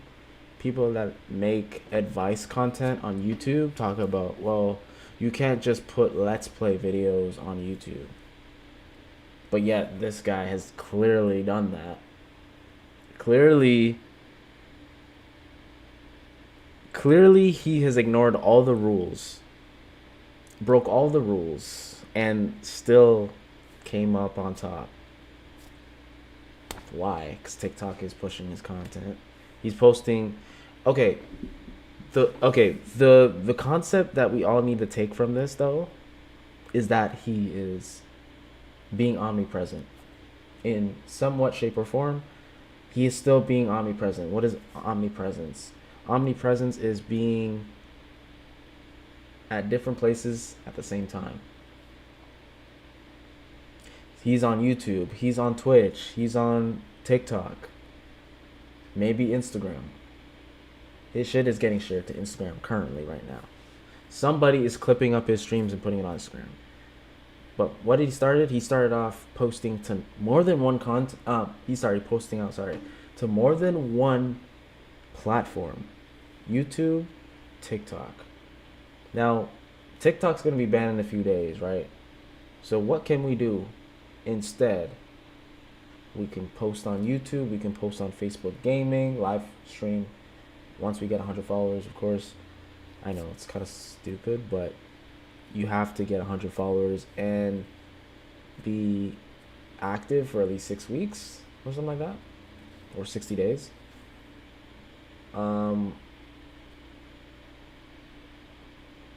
That's the stupidest one. I think that's the dumbest requirement. Your account has to be active for 60 days. Like, why do I have to wait? Anyways, like, what? And you can't apply, which is dumb. Kick.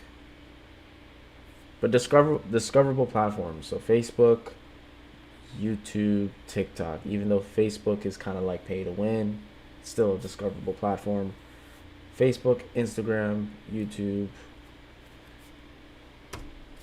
On Twitch, Queso, hailing at 800,000 Twitch followers and 2 million TikTok followers. I first heard about this ginger through TikTok, like most people, for his hilarious reactions to his ridiculously creative community trolling him. I've grown quite a liking to the man's content since. He is a pretty wholesome dude despite all the lighthearted crap he gets for his weight. What you may wonder is how this low-income Twitch streamer got to this point. How is he low income if he has 64,000 subscribers? Come on, y'all. Stop.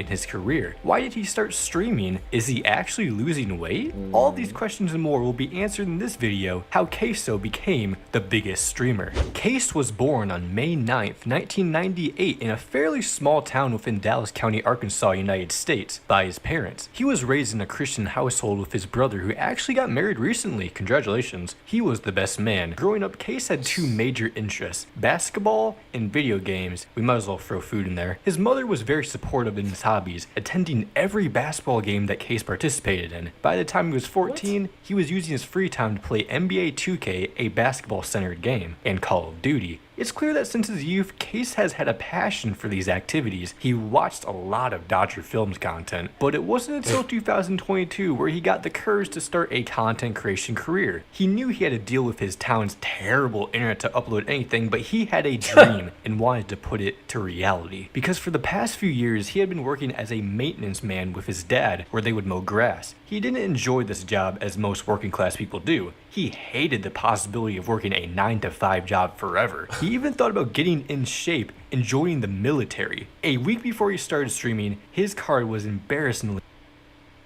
Why is everybody saying that? Hated the possibility of working a 9-to-5 job forever. He even thought about getting in shape and joining the military. A week before he started streaming, his card was embarrassingly declined at a dollar store. He was actually a paycheck-to-paycheck low-income ginger boy from Arkansas, and he wanted to change that. He received advice from his mother during a car ride, encouraging him to try out that live streaming interest he had for years. He bought the right equipment for streaming 6 to 7 years ago, but never put it to use. So he created a Twitch channel named Queso Games, a play on his favorite dip, queso. On September 10th, he began a live stream with a face cam streaming NBA 2K23, ignoring any chatter that would tease him. What Case didn't expect was that after a week of streaming, he wouldn't be getting his card declined again. He repackaged the best moments from his live streams onto his Twitch account, following the regular formula all streamers do. He made it his goal to upload 5 to 10 clips from each stream he did. This would fuel the app's algorithm and give him a larger chance of finding an audience. He got a lot luckier than he thought, as after releasing 3 TikToks one day at around noon, he woke up to 10,000 followers. From there... So, you hear what he said? 10 clips a stream is very easy to do, by the way. It's literally 30 seconds. He's streaming for literally hours, dude. That's why everybody's like jumping on the streaming wave. It's the like, if you guys don't know how to repurpose content, this is the easiest way to repurpose content. This is the easiest way to repurpose content. I'm making this a clip too. Like, I'm gonna put this on TikTok.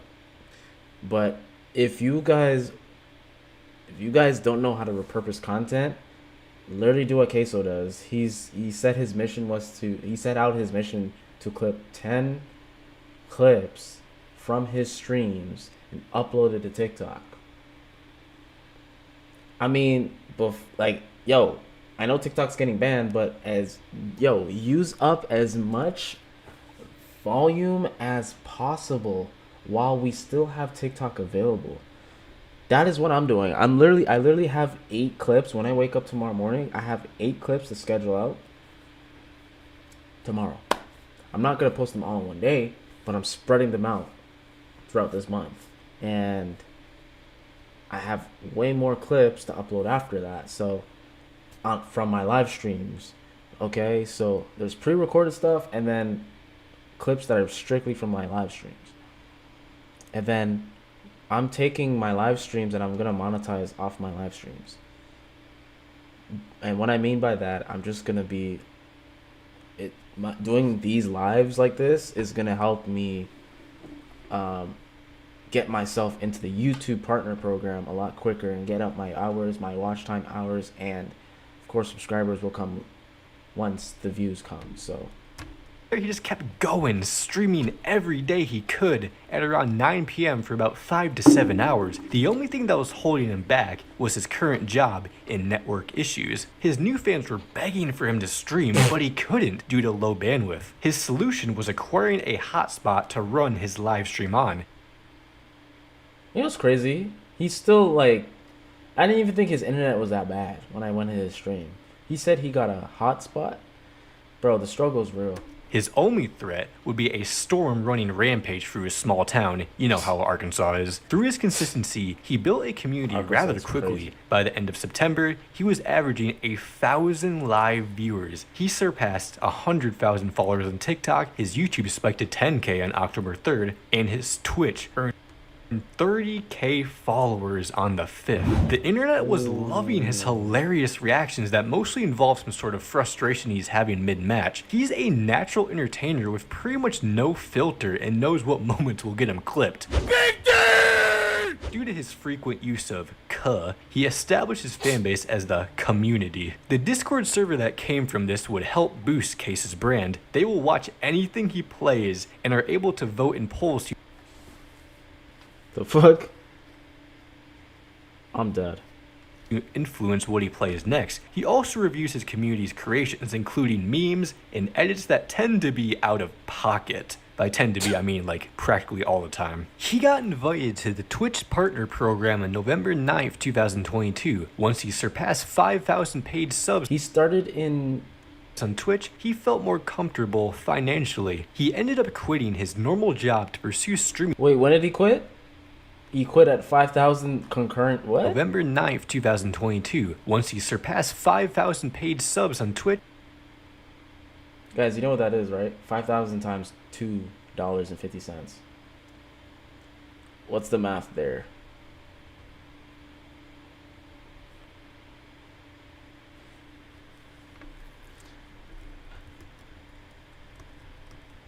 I hate to do this, but y'all gotta see the perspective. How much do creators make off Twitch subs? 50% of the $5 per month. So $2.50.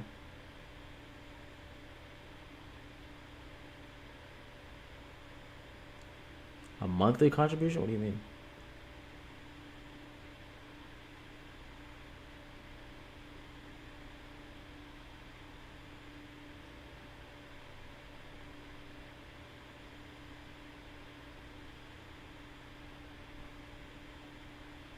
Damn. The other 50% is collected. Their monthly contributions, for example, 1,000 monthly subs roughly equates to $2,500. Whoa.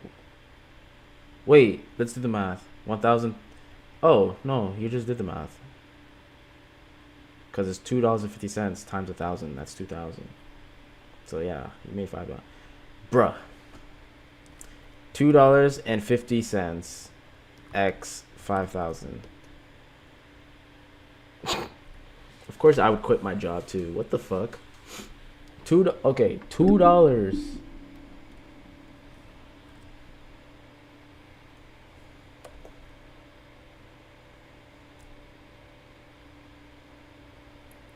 Brother, I would quit my job in a heartbeat after 10K. He's making 14K Canadian. Okay.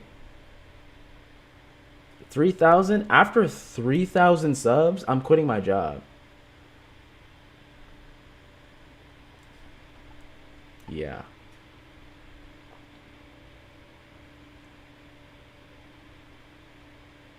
The fuck?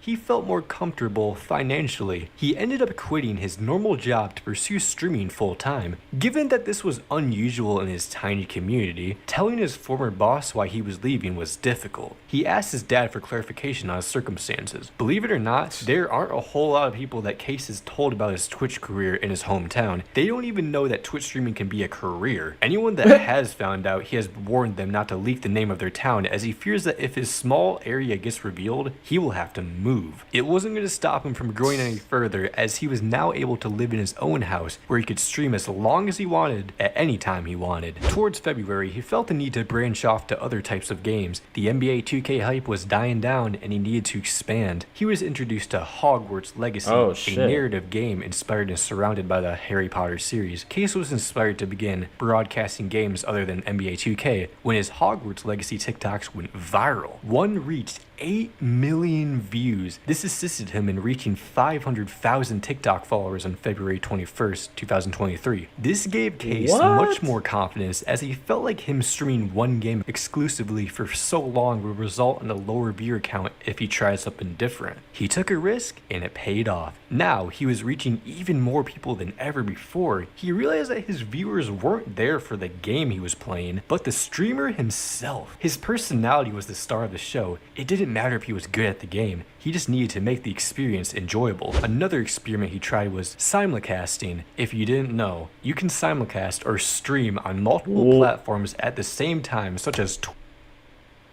Yo, this is why I wanted y'all to watch this. Queso. It's called multi-streaming. What is simulcasting?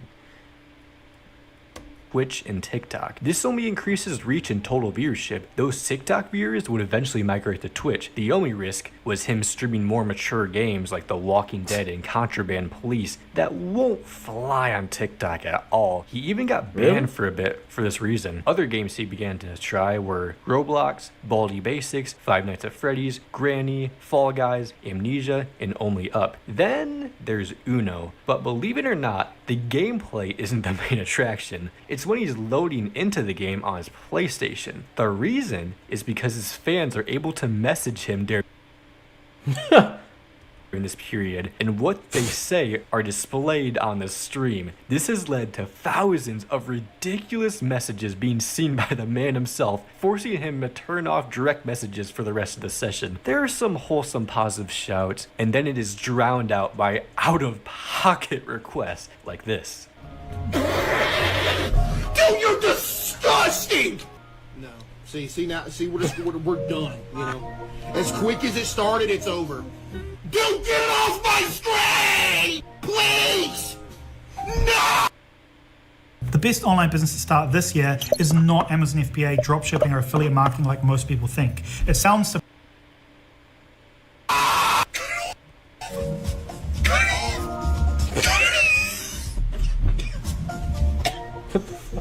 His fan base is something else, but it's part of the... Bro, his fan base, you know what it is? His fan base is almost... It's definitely similar to fucking iShowSpeed's. Because let's be real, like, he came from TikTok, my guy. I mean, well, TikTok, YouTube. And the just the age group alone, bruh. You definitely share an audience with, like, iShowSpeed. Face is almost... It's definitely similar to fucking iShowSpeed's. Because let's be real, like, he came from TikTok, my guy. I mean, well, TikTok, YouTube. And the just the age group alone, bruh. Like, iShowSpeed. I almost ended live. Is almost... It's definitely similar to fucking iShowSpeed's. Cause... My bad, y'all. Hey, yo.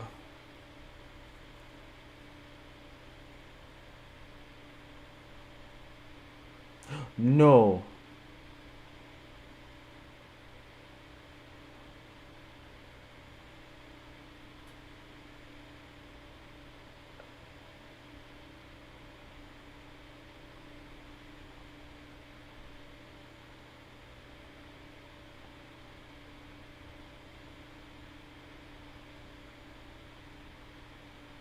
I fucked up so hard.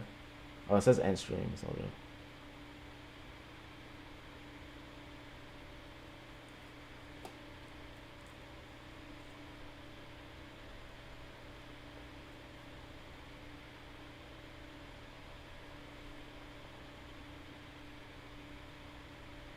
I don't know what that was, but... Oh.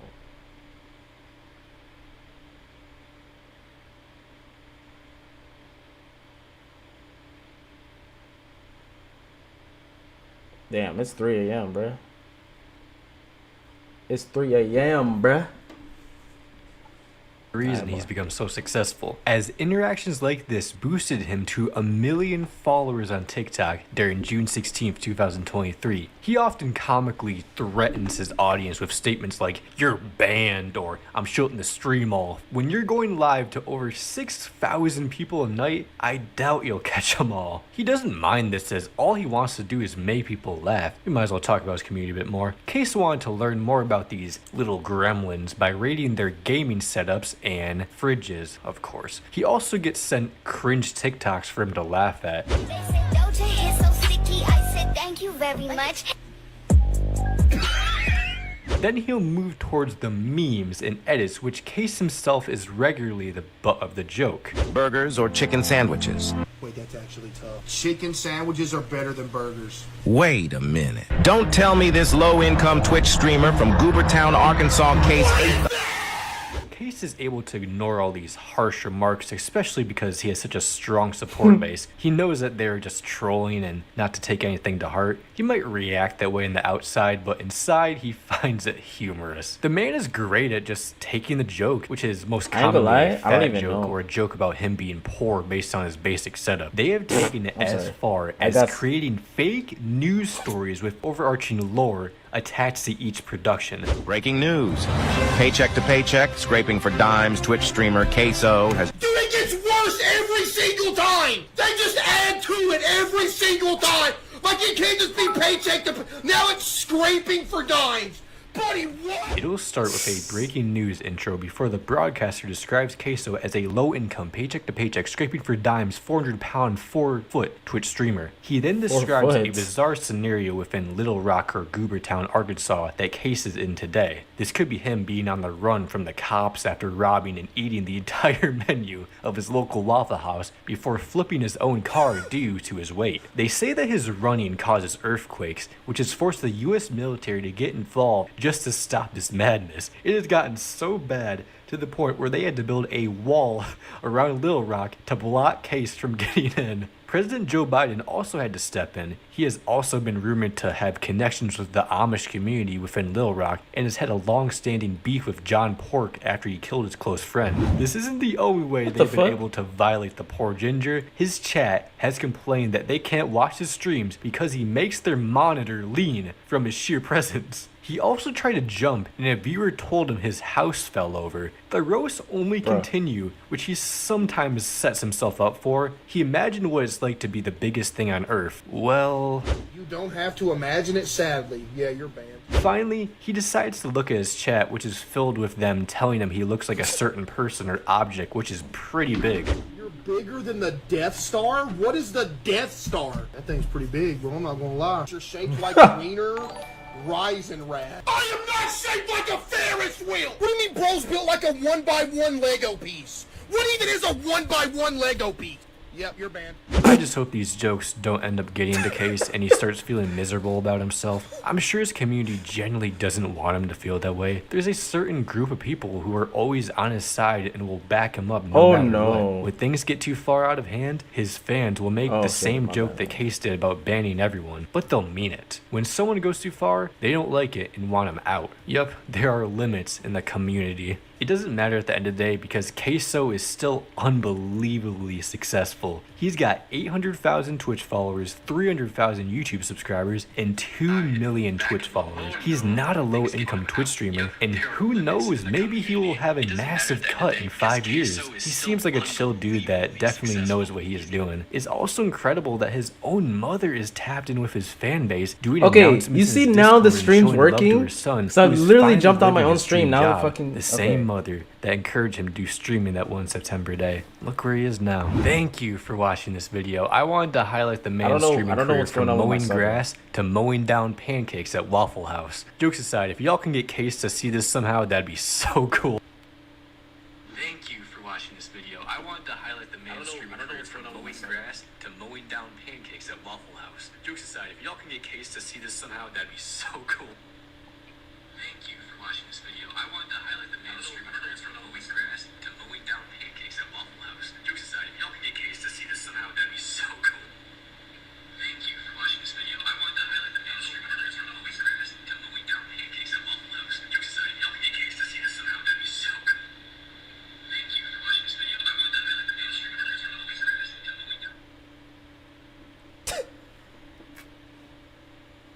Okay.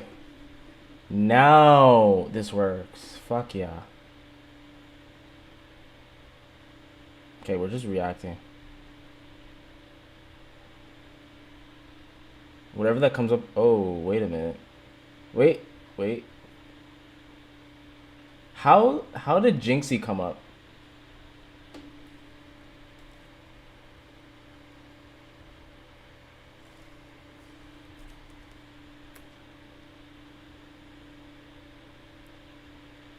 Oh fuck. JYNX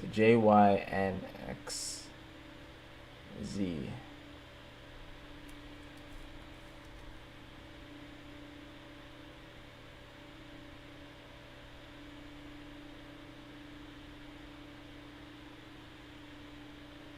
Cause bro, these streamers are huge, right? I've never heard them before until recently. Like, near the end of 2024, I just heard of Jinxie. I never heard of this guy. As I'm sure you all know, content creation is an extremely competitive. I never heard of this guy. With 40% of people between the age of 25 and 34 or aspiring to be a content creator full-time.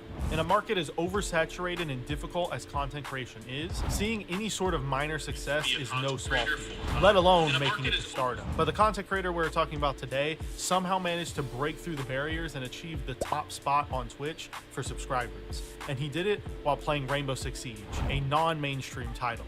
You all know him as Jinxie, the most subscribed channel on Twitch. Jinxie has become known in the community for his out-there personality and his sheer willingness to take risks. A lot of people are calling him the IShowSpeed of Rainbow Six Siege, and I think nothing could be more fitting. But this wasn't always the case. Jinxie started his Twitch and thus his streaming career in 2019. As I said earlier, he would mainly become known for his Rainbow Six Siege content, but all of these people are coming up. All of these people are coming up literally during the pandemic. And I've never heard of these guys until like 2024, bro. Around this time was when he was experimenting. And I've never heard of these guys until like 2024, bro. Around this time was when he was experimenting with other trendy games like GTA, NBA 2K, and Among Us, with him also having one Minecraft live stream if you count that. None of these games received major success on his channel, however, with NBA 2K being his biggest game outside of Siege. This game series saw him achieving an average viewership of 5 viewers and a max of 10 throughout his entire time streaming the game. Future iterations of the series like 2K21 and 22 would see a higher viewership on his channel, but this was completely after his success on Siege. This success on Rainbow Six wouldn't fully occur until about 2020, which coincidentally lined up with him first starting his YouTube channel and beginning to upload there. His first video on YouTube being a rage montage. He would become well known in the Siege community for similar clips to what are in this video, and I have no words to describe this to take risks. A lot of people are calling him the IShowSpeed of Rainbow Six Siege, and I think nothing could be more fitting. But this wasn't always the case. Jinxie started his Twitch and thus his streaming career in 2019. As I said earlier, he would mainly become known for his Rainbow Six Siege content, but around this time was when he was experimenting with other trendy games like GTA, NBA 2K, and Among Us, with him also having one Minecraft live stream if you count that. None of these games received major success on his channel, however, with NBA 2K being his biggest game outside of Siege. This game series saw him achieving an average viewership of 5 viewers and a max of 10 throughout his entire time streaming the game. Future iterations of the series like 2K21 and 22 would see a higher viewership on his channel, but this was completely after his success on Siege. This success on Rainbow Six wouldn't fully occur until about 2020, which coincidentally lined up with him first starting his YouTube channel and beginning to upload there. His first video on YouTube being a rage montage. He would become well known in the Siege community for similar clips to what are in this video, and I have no words to describe them, so I'll just show them to you. Oh shit. Oh my fucking god, man! It's 3-1, bro! Yeah. Yeah! Woo!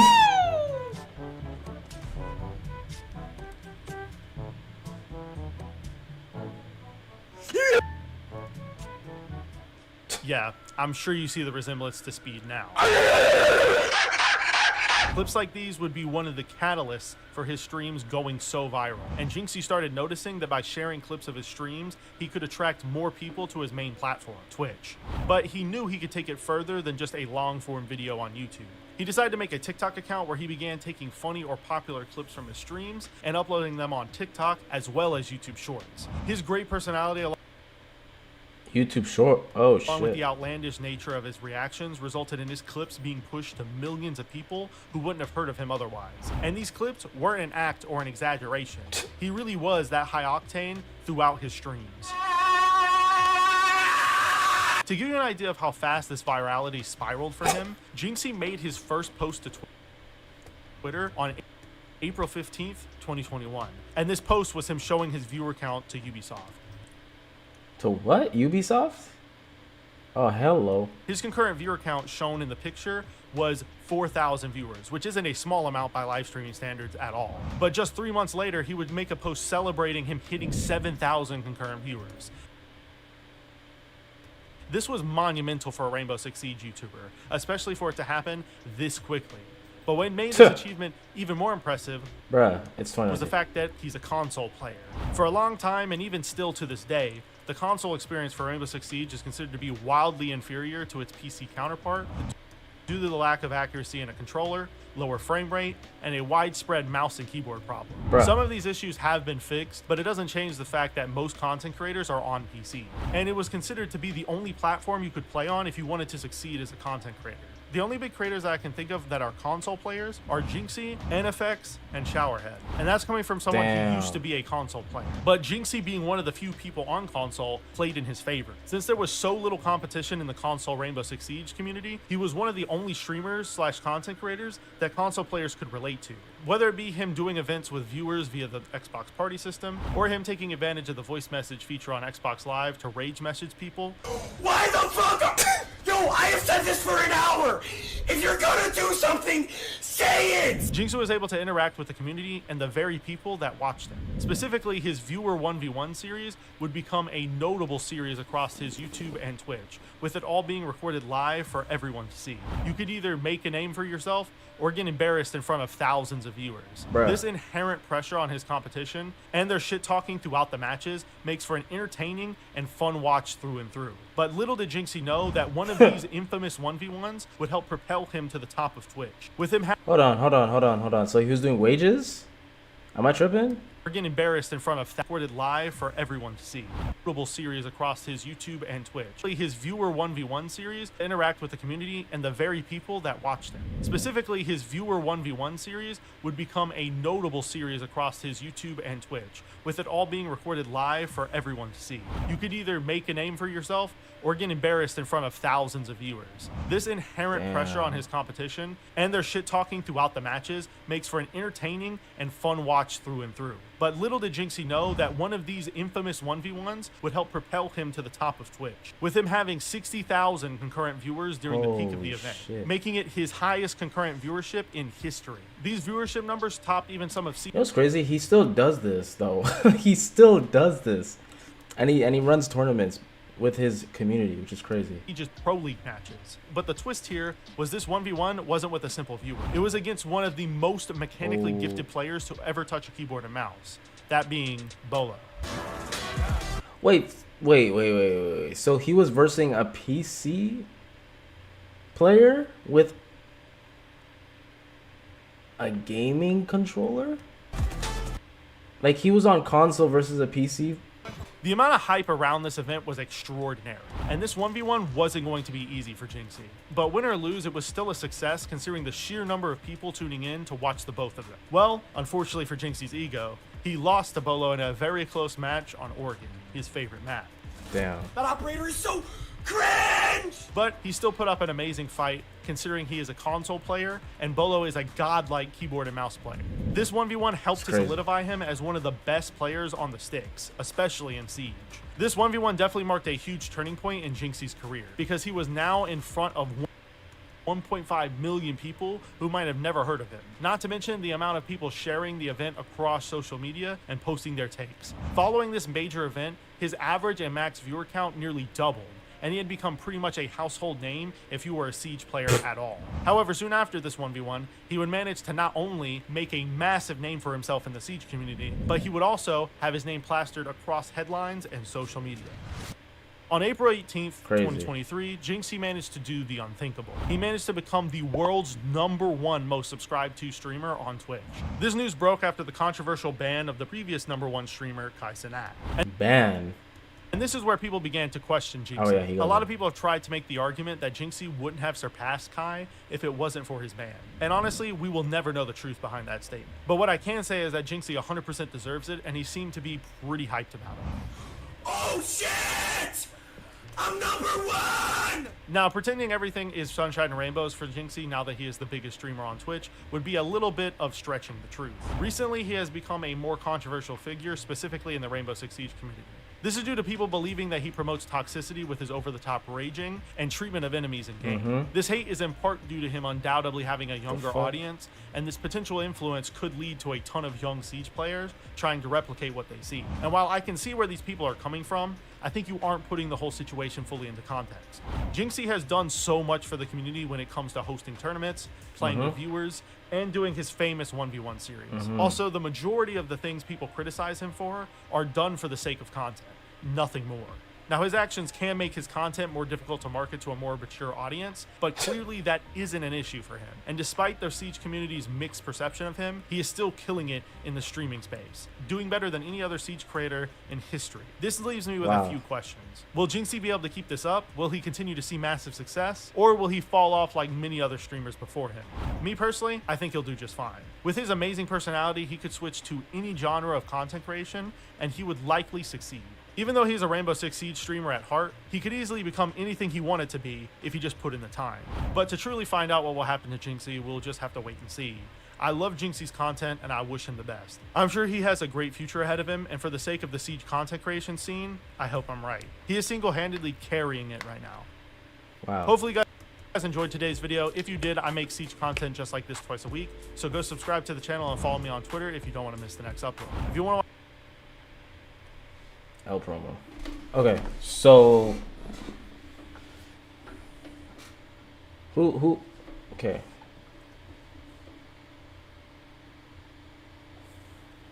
How did Phantom come up? You know, I think this is gonna be the last video.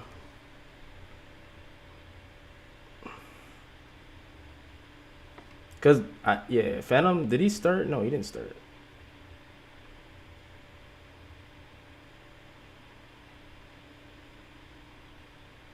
Shit.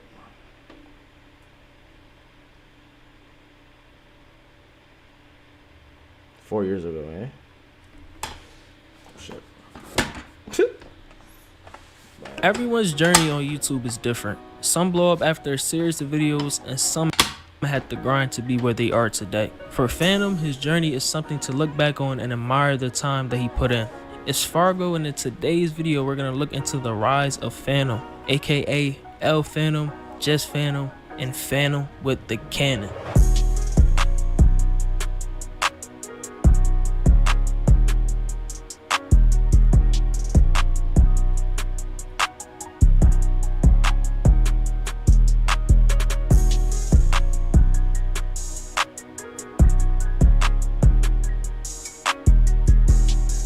Nigga, what is this intro?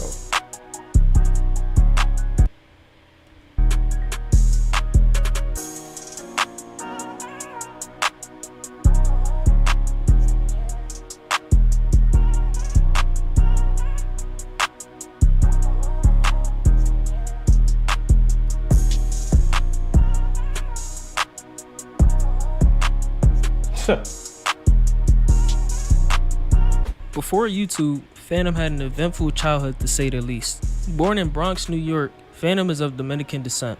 He would have behavior problems in school which led to multiple suspensions and caused him to be expelled in the 5th grade. He will be quote-unquote deported to the Dominican Republic, a place that Phantom holds dear to him, by his mother, where he would attend private school. But Phantom's habit of getting into trouble wouldn't stop there. In the 7th grade, he was expelled again for getting into fights with his classmates, as well as a separate altercation with the principal. He would eventually come back to the Bronx, where he would start to watch YouTube. Video producing was complicated at first, as being a minority from a neighborhood with low resources and not having the necessary equipment was a hurdle that he had to overcome by finding creative ways to promote himself. White Boy 7th Street, a big creator in the Call of Duty community at the time, was someone that Phantom was influenced by early on. He would consider starting YouTube shortly after doing research. Like, I started seeing White Boy 7th Street, shout out to White Boy 7th Street. I remember him, yeah. OG. Yeah. I'm like, this nigga doing YouTube? What the f is YouTube? Like, I didn't understand. I was mad young, like, what the fuck is this? So I started like f***ing with it little by little. I understood the concept of getting equipment. Like, niggas don't understand how difficult that shit is. Like, you be like, I want to do YouTube until you start seeing how much you gotta get to do the YouTube. Phantom created his YouTube channel under the name PlayStation Rob on January 10th, 2013, where he will upload vlogs and Call of Duty content. Yo, this is how I used to vlog, bro. I used to just put the camera facing forward. I used to never show my face. This was a good vlog to me back then. I was like, nah, this is fire. This is fire. Bro, is this zero Like, subscribers? I'm about to get 1 million views on this. That's me right now. Live streaming to 0 people. He would eventually branch off into the 2K community, changing his name to Phantom Slice into Phantom later on. Before taking YouTube seriously and posting videos on the channel we know today, Phantom attended New York City College of Technology in Brooklyn for architecture. Around this time, he had about 10,000 to 30,000 subscribers, began building the channel from the ground up while still trying to keep up with his education. Phantom would eventually drop out of college 4 months later and pursue a career in YouTube. I remember I sat down when I came home, and I was like, I'm not going back to school tomorrow. Like, I remember like, you said it like you went to jail. Type shit, nigga. Like, he's like, I had to sit down for a second. I sat down. Like mind you, my parents is on some like, yo, school's your only option, nigga. Like, yeah, I come from that energy. Like, you not about to just be outside. Like, it's either school or you gonna go to jail type shit. Like, that's really where it was at. So for me to say, yo, mom, I'm not going back to school, you gotta sit down and really just be like, damn, I'm really about to do this shit. Word. For me, so I did that, and look what happened. After starting YouTube, Phantom will upload various 2K montages, gameplays, and collabs with famous YouTubers such as Shoot Everyone, I Run You, and Stacks Montana to name a few. Phantom would play NBA 2K up until Bro, the fact that you said that, like, I'm not going back to school, let's be real, he was already making like probably $10,000 a month off of YouTube, $4,000, $5,000, $6,000 a month. He already probably had like $40,000 to his name in the damn bank account. You know what I'm saying? Like, maybe not exactly $40,000 to his name, but like, a good enough money for him to kind of be like, all right, if all else fails, I have this to invest into this. You know what I'm saying? Like, you don't just like, oh, I'm just gonna drop out of college. Like, unless. Like, if they specify, hey, I only had this amount of money, this was a huge risk for me, then they were more than comfortable leaving. Like, don't get it twisted. 2K19. Like, look at Queso. The man left his job. Queso left his job. I don't know. Apparently, the YouTuber said he left his job once he had $12,000 to his name. Or, sorry, he was making $12,000 a month off subs. Do you know that's life-changing money? $12,000, not a single time $12,000. This is January 1st, I get $12,000, and then February 1st, I get another check for $12,000. That's life-changing money. Y'all don't understand. That's life-changing money. That's more money than some people make in a single year. Okay? And he's making that in just a month span period. Like, you could pay rent for like 2-3 years with that single payment just in that 1 month. He also had a Twitch that he would stream on regularly.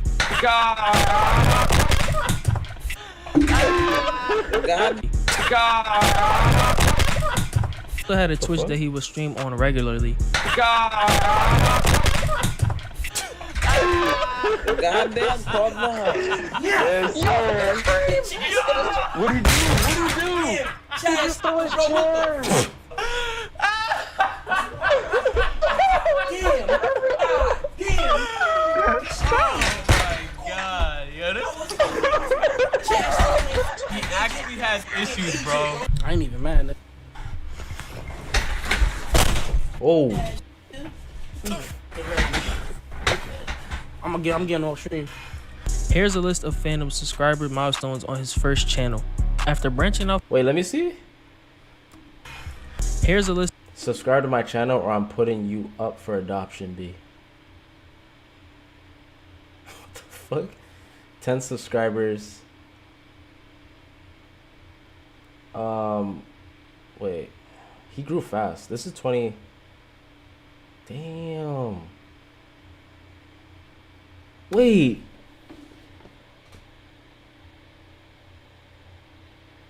Wait. This is the year, by the way. He hit 100 subscribers. And then he jumped 500 subscribers in a year. It slowed down. Oh, never mind. Wow. It took him 2 years to get monetized? What the fuck? What? Bro, this is back in the day when YouTube was easy. This is back in the day when YouTube was easy. You're telling me he took 2 years to get monetized? Bro. List of Phantom subscriber milestones on his first channel. After branching out from the 2K community, Phantom would private all his old videos on his first channel and upload various IRL content on another channel. His display name on Instagram, El Phantom, means the Phantom or another word for ghost. He chose this name because of his first language being Spanish and how his parents would sound out when pronouncing the word Phantom. The ghost meaning behind it is from playing his favorite video game, Call of Duty. One of his current channels, Just Phantom, was created on May 22nd, 2017. This channel actually used to be his second channel at one point and currently sits at over 460,000 subscribers. He regularly uploads storytime videos and IRL content. Wait, what the fuck? 1,000 subscribers. He regularly uploads storytime videos and IRL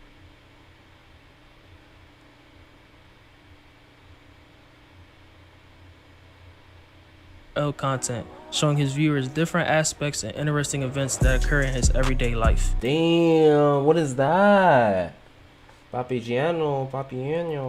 His first upload on this channel was on February. Damn, what the fuck? You see that?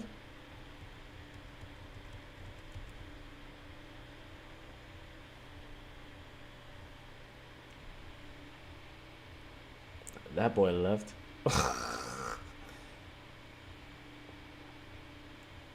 Y'all can't even say hi before you leave. Y'all just popping in like y'all being weird as fuck. Y'all can't say hi before you leave, nigga. Like, damn, say hi and then leave. What the fuck? Didn't even say anything. 1st, 2019 with a video titled My First Video, ? Which sits at 46K views today.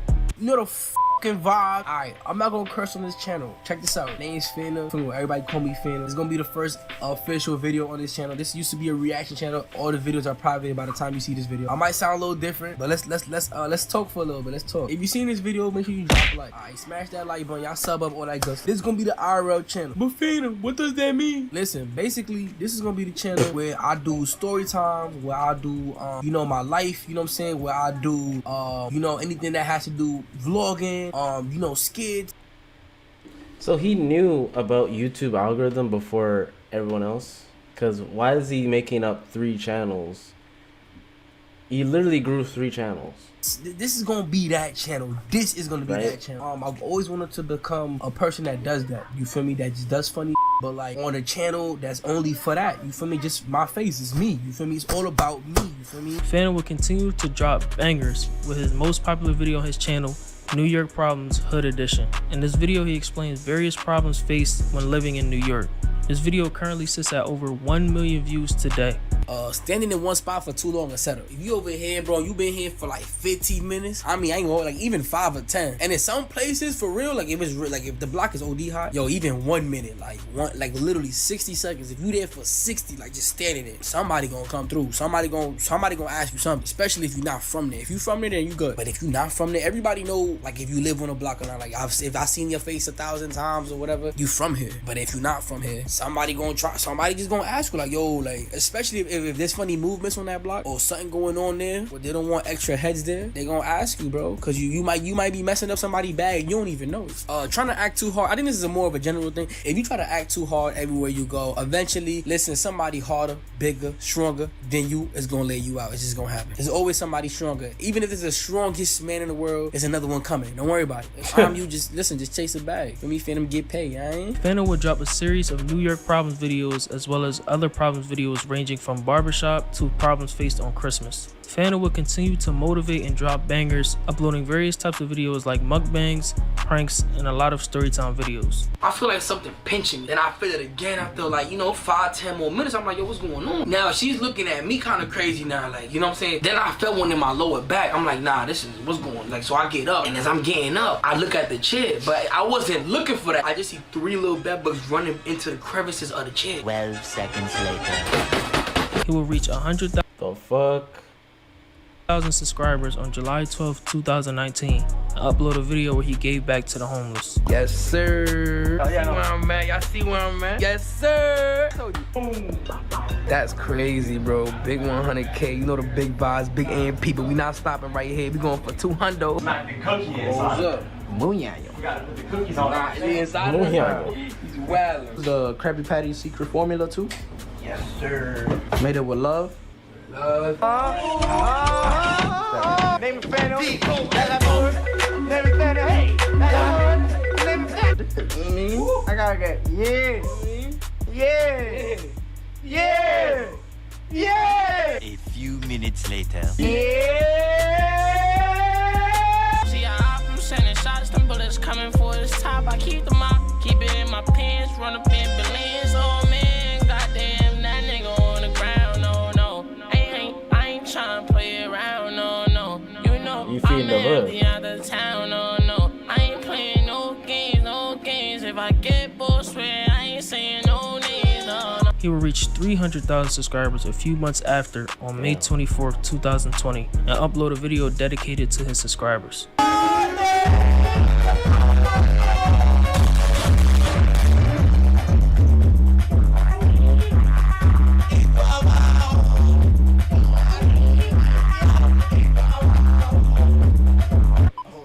For me, 300. Yo.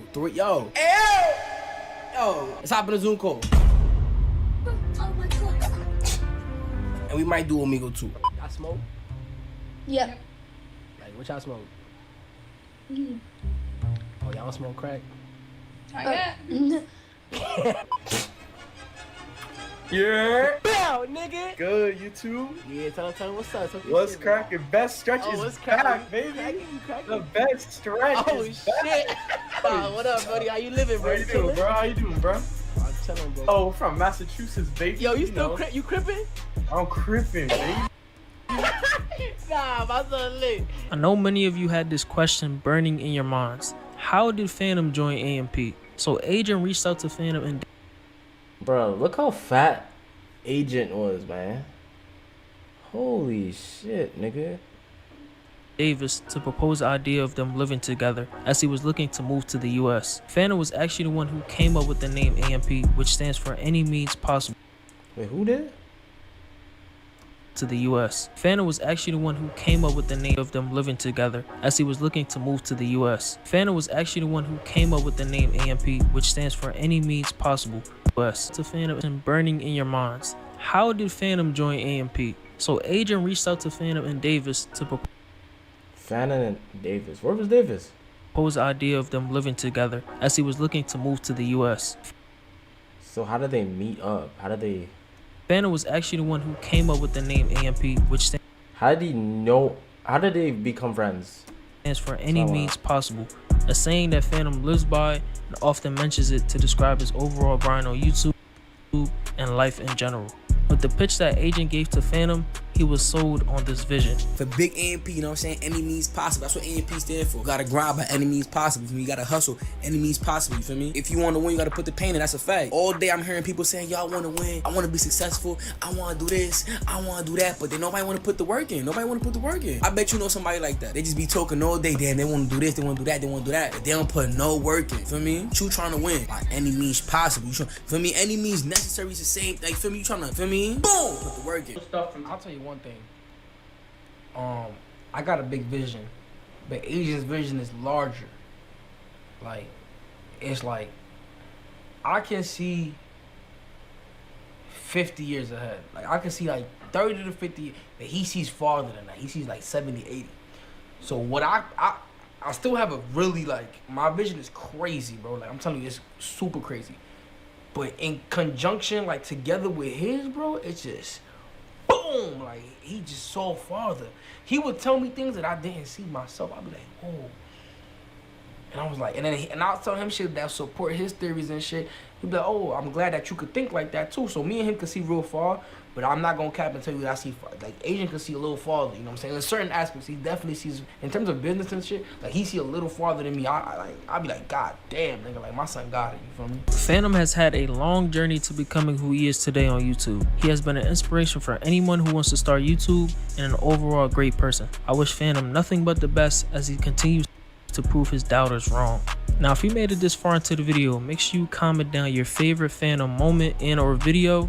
And if you're new to the channel, you enjoy this type of content, make sure you hit that like button, hit that sub button, and turn those post notifications for me. It's Fargo, and I'm out, man. There be tons of haters, you feel me? You can't let those haters get in your head, bro. I got people from high school, bro, that be talking down on me. I be mad, I'm so confused. I be laughing at them, like, so I got Facebook, right? But I don't really, like, I use my Facebook. I just, like, you know, I view the failures of all my peers from high school. And I'm looking at and I'm like, how can you talk down on me and this is what you do? Like, nothing. Like, they absolutely nothing. You know, people from the past might say, you changed or whatever. Listen, you did not work this hard to stay the same. I think Jay-Z said that one time. Listen, you DDG come up, and then after we'll just do flight.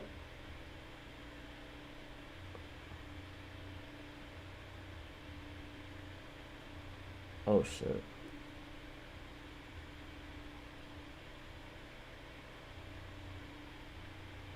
The fuck?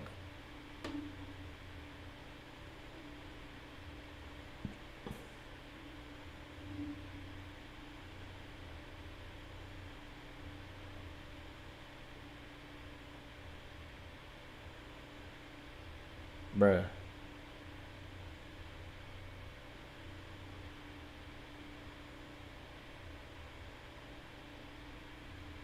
Bro, DDG is like literally a businessman, like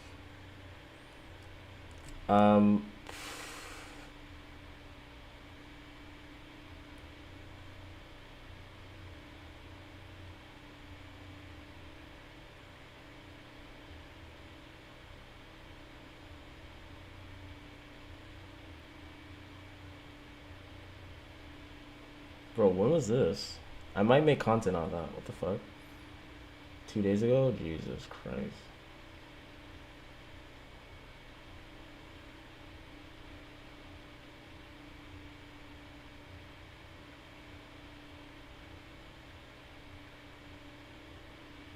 I just think of you. What the fuck?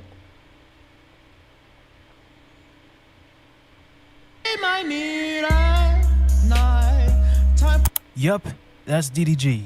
The one you see now was once a creator doing wild stuff to blow up. Before we had the wave of new black creators like Speed, Kai Cenat, or Gideon, there were the OG black creators who walked so the new creators could. Pretty Boy Fredo is one person I was like, never really. It's crazy because I know all of these people except for Pretty Boy Fredo.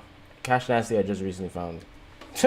Run. The OGs that come into mind are creators like Pretty Boy Fredo, Soluminati, Cash Nasty, KSI, and the guy we're talking about in this video, DDG. DDG, a YouTuber turned musical artist, is in a unique position. He is recognized as one of the few YouTubers who successfully transitioned to a successful artist, especially in the hip-hop world. As of today, DDG has at least a platinum and gold plaque, and it's by no mistake. DDG feels like he actually belongs in the artist/rapper realm. To understand my point, we have to look at other YouTube rappers that DDG tends to get compared to. Take Jake Paul, for example. During his rapping career, he had the infamous platinum-selling single, It's Everyday Bro, which at the time was the most disliked video on YouTube. But that's not why I brought him up. I want you to look at the synergy he has with the rappers he's featuring. When he was in a music video with Stunna for Vegas, Jake was awkwardly dancing along with Stunna. I mean, look at him. It's obvious that he has no idea what he's doing. There's no connection between the two. Or when there was the awkward dialogue between Gucci Mane and Jake Paul. But with DDG, you can tell that he has a good relationship with almost every rapper he features in a song. Shoot,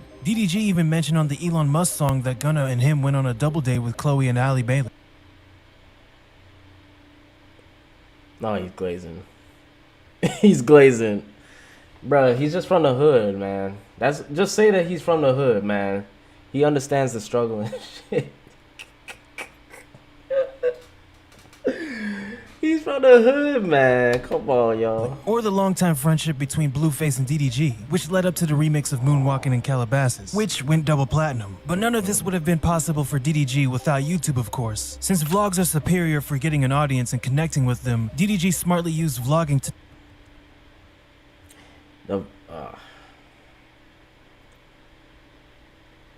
I ain't gonna lie.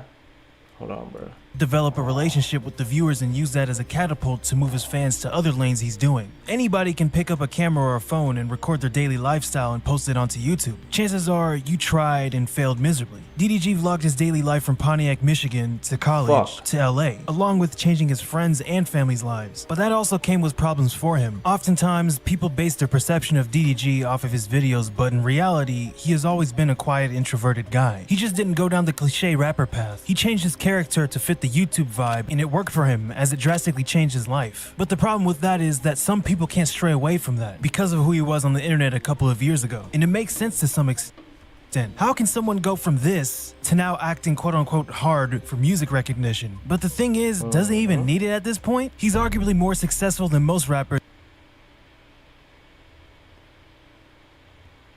in terms of revenue sources. But to get to that point, let's go back a bit to understand his frustration a bit more.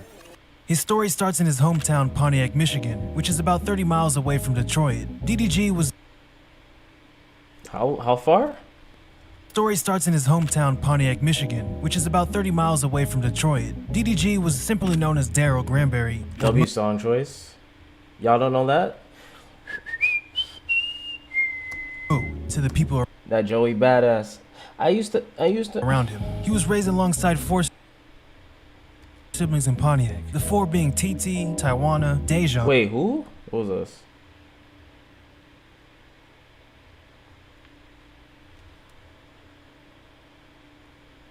Him. He was raised alongside four siblings in Pontiac. The four being TT. Oh, that's it. Oh, I didn't even know that, bro. Which is about 30 miles away from Detroit. DDG was simply known as Daryl Granberry, or Moo, to the people around him. He was raised alongside four siblings in Pontiac, the four being TT, Taiwana, Dejan, who goes by Dub, and the late brother Darion, who goes by Dino, who we'll get more into later. DDG and his family grew up in a household that struggled financially and saw their mother missing monthly payments, which led to the family occasionally using boiled water to take showers. DDG was quite active as a kid. He got into music early on because his dad, Daryl Sr., was a music engineer. His dad also had a home studio where DDG and his brothers would make music, but his first passion was in the sports world. DDG wanted to be a pro boxer as he started boxing at age 9 and even had a 7-0 record, but that passion faded away as soon as he started losing matches after that. He was a pretty smart kid as he graduated in 2014 as a valedictorian from International Tech Academy. The word valedictorian is a word DDG uses as a running joke about how he must always bring up the fact that he was a valedictorian of his graduating class in high school. Valedictorian in high school. That's a big. And I'm valedictorian. I'm valedictorian in high school. Yeah, man, I was valedictorian in high school, man. Anyway, during his high school years, he would create his first YouTube channel called Sneak Mode Gaming. Created on February 19th, 2014, DDG played games such as Minecraft and Call of Duty. He was determined to make this channel blow up, as he often promoted his videos on Twitter. Whoa. Damn. It said at me for a sub is crazy.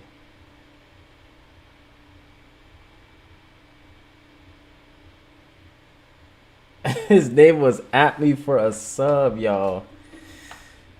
True dedication. Hashtag I follow back is crazy. But he eventually gave up on the channel, probably because the channel wasn't growing, or he just... What you mean the channel wasn't growing? 10K for a fucking shitty ass video. Look at this. Call of Duty Ghost 3K views. My guy, you got 10K views on a Call of Duty game video. just got tired. 24K on a Call of Duty Ghost video. Come on, y'all. Gold Knife swag. That's crazy. Of it. So surprisingly, his Minecraft video did worse. Moved on to the channel Pontiac Made DDG. The name. Oh shit.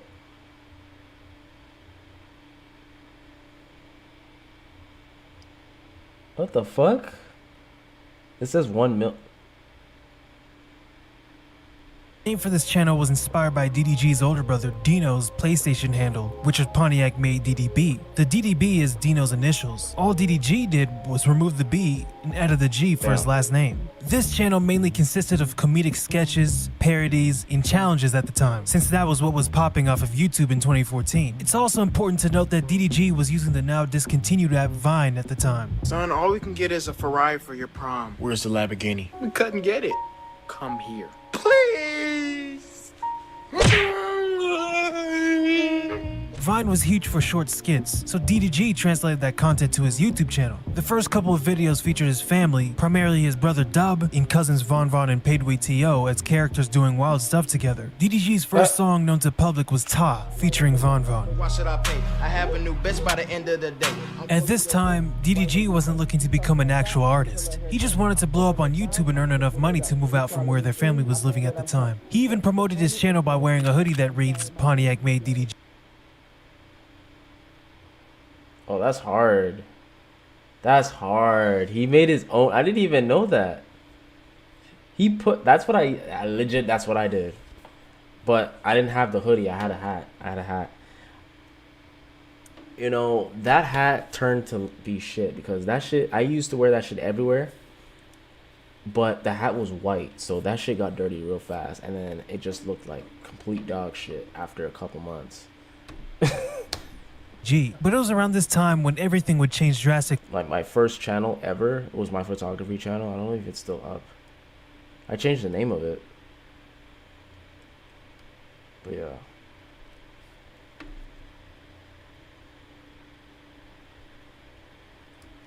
For DDG and his family. On October 20th, 2014, on a Monday night, DDG was playing basketball with his friend / producer Trey, or more publicly known as Trey on the Beat.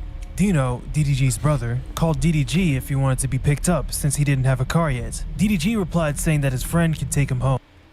And that was the last conversation DDG would have with his brother, as a couple of hours later, the family was awoken to the news that Dino has passed away from reported gunshot wounds to the head and neck. In the coming years, the murderer was found, but the damage was still done. Such a disbelief because Darian was such a sweet person. I didn't even know this. Yo, I did not know this. Do anything for anybody, and that's probably what he was doing the night he was killed. As you can see, Darian, that was my twin brother, and I did a lot to get some closure. But ain't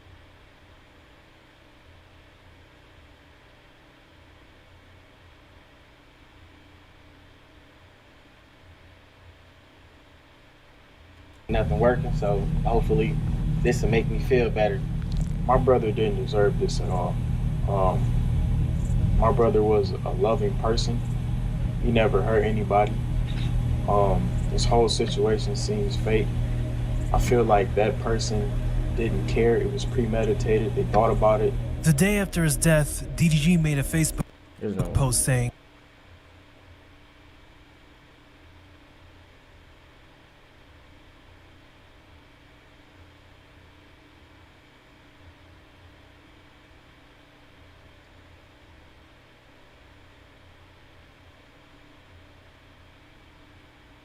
Damn.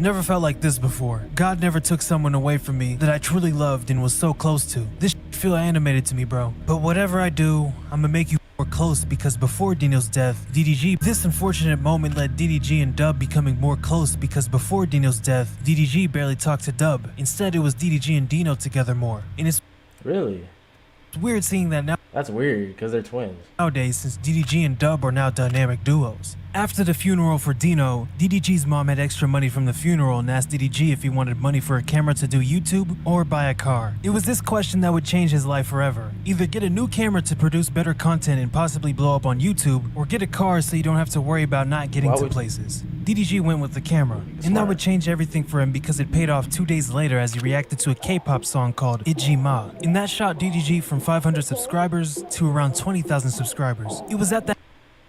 What the fuck? You know what's crazy? I remember this song when it came out, but like, what the fuck? Not when it came out, but damn. Bro, Japanese guy rapping on YouTube.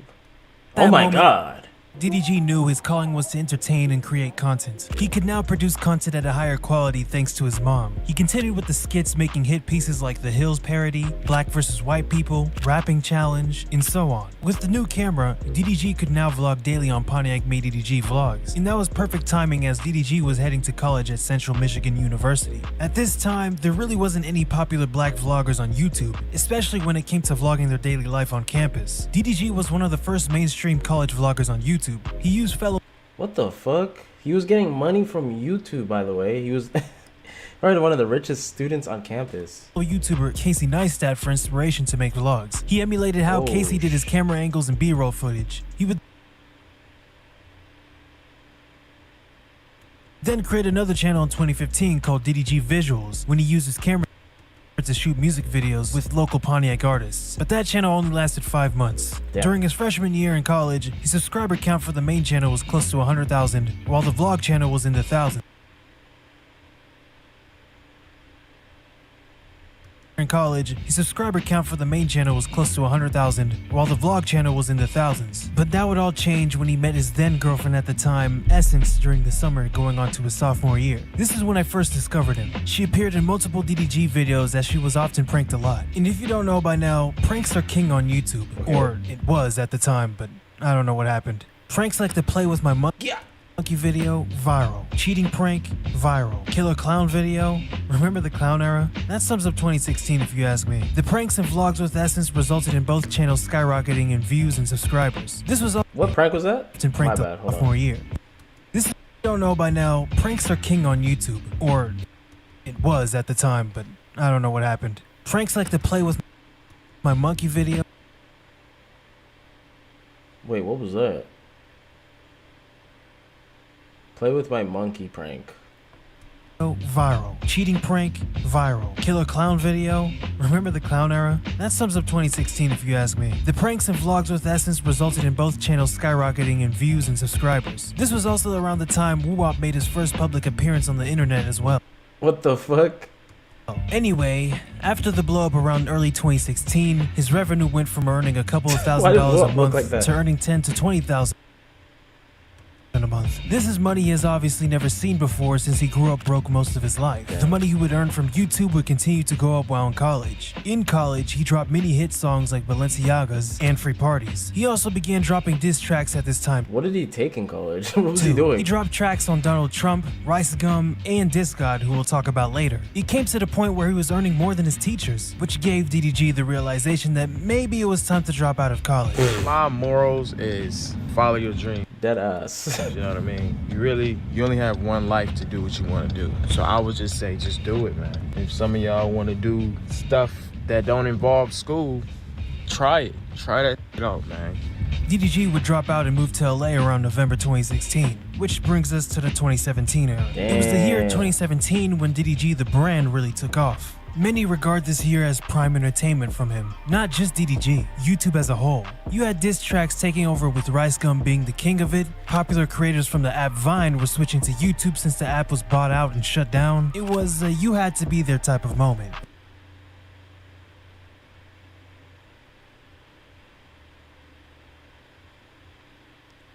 Bruh. Especially with DDG. He had multiple channels with around 1 million subscribers, and that's largely due to his vlogs taking off that year. Around this era, DDG would start a running joke about his real voice, where he shows his fans that he's hiding his actual voice, which is a deeper tone than his more known voice. My voice gets very, very deep. But the issue with that is that a lot of people think that it's an edit. But it's not. It's not an edit at all. When I was younger, I swallowed a penny. Yeah, right. He swallowed a penny. I'm sorry, but this is fake as hell. His fans in 2017 pointed out that he was obviously joking, but since DDG is going viral for it once again, fans now are having trouble differentiating if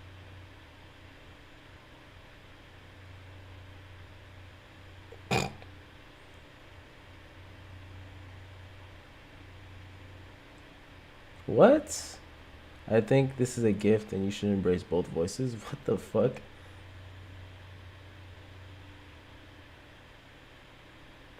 You're amazing. Okay.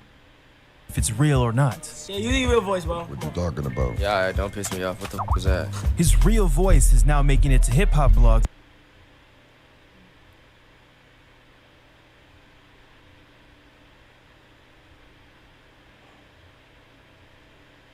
and pages. The fact that this joke made it this far is funny as hell. But come on, almost anybody can do that. With practice, hold on, let me turn up this mic a bit. You get this Morgan Freeman type of voice. His vlogs in 2017 took a turn as most of his vlogs before were like Casey Neistat's. But it wasn't until Damien from D&B Nation told DDG to make content with girls to maximize views.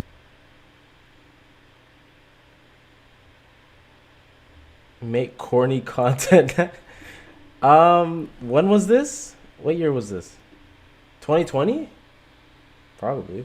Vlogs in 2017 took a turn as most of his vlogs before were like Casey Neistat's. But it wasn't until Damien from D&B Nation told DDG to make content with girls to maximize views and money. The results worked as DDG's views saw an uptick. He quickly became Fuck.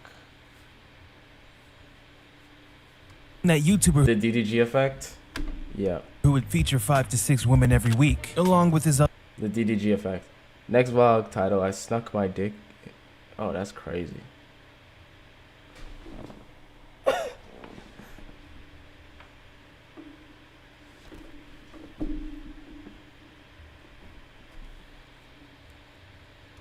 other ex Kennedy Simone. I ain't gonna lie, the DDG effect took over YouTube because everybody's making girl content. It's crazy. Yeah, that's... Wait. What are you doing? We just met. Ooh. Are you for real? I'm gonna help you out. I'm gonna close that for you. We're just gonna be friends. When he was not doing the I have a crush on you type of vlogs, DDG was working on his music that year too. One of the first songs he dropped that year was The Reels. She didn't say she was a virgin. But if he wanted to move up in popularity on YouTube and music, he had to drop diss tracks like the other YouTubers were doing at the time. I mean, he made diss tracks the year prior, but they weren't getting big numbers. But lo and behold, he had a perfect opportunity in his hands. The year of diss tracks. Lil Yachty at this time was on top of the rap scene. He had hits like One Night, Minnesota, and the happy uplifting club banger, Broccoli. In 2017, Yachty hopped on Tay-K's The Race instrumental, and in the song, he said this, SKT, DDG, that's always. which he was talking about his gang from high school. But the gang SKT DDG so happened to have DDG in it, which kinda sounds like Yachty shouting him out instead of the gang. DDG, knowing this, played dumb and posted this video saying Lil Yachty shouted him out. SKT, DDG, that's always. I don't know if I'm smart or not. Oh, he's in LA. but I think my name DDG, my nigga. You feel me? That's my nigga, DDG probably thought nothing of this and more than likely just wanted to clickbait his fans like he usually did at the time. But this was different. A lot of his fans actually believed that Yachty shouted DDG out. After the video, his fans went to Yachty's social media and spammed thanking him for the DDG shout out. This led to Yachty posting this message on Twitter.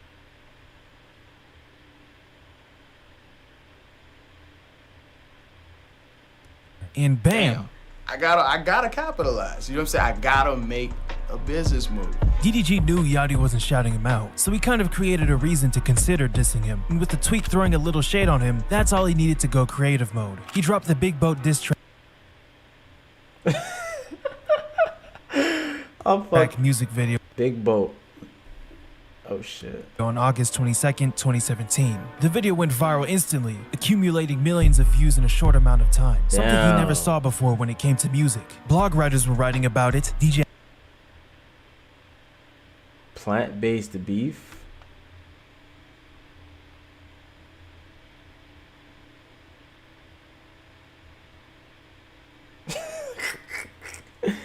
Somewhat of an opportunist. Short amount of time. 2017. The video went viral instantly, accumulating millions of views in a short amount of time. Something he never saw before when it came to music. Instantly, accumulating millions of views in a short amount of time. Something he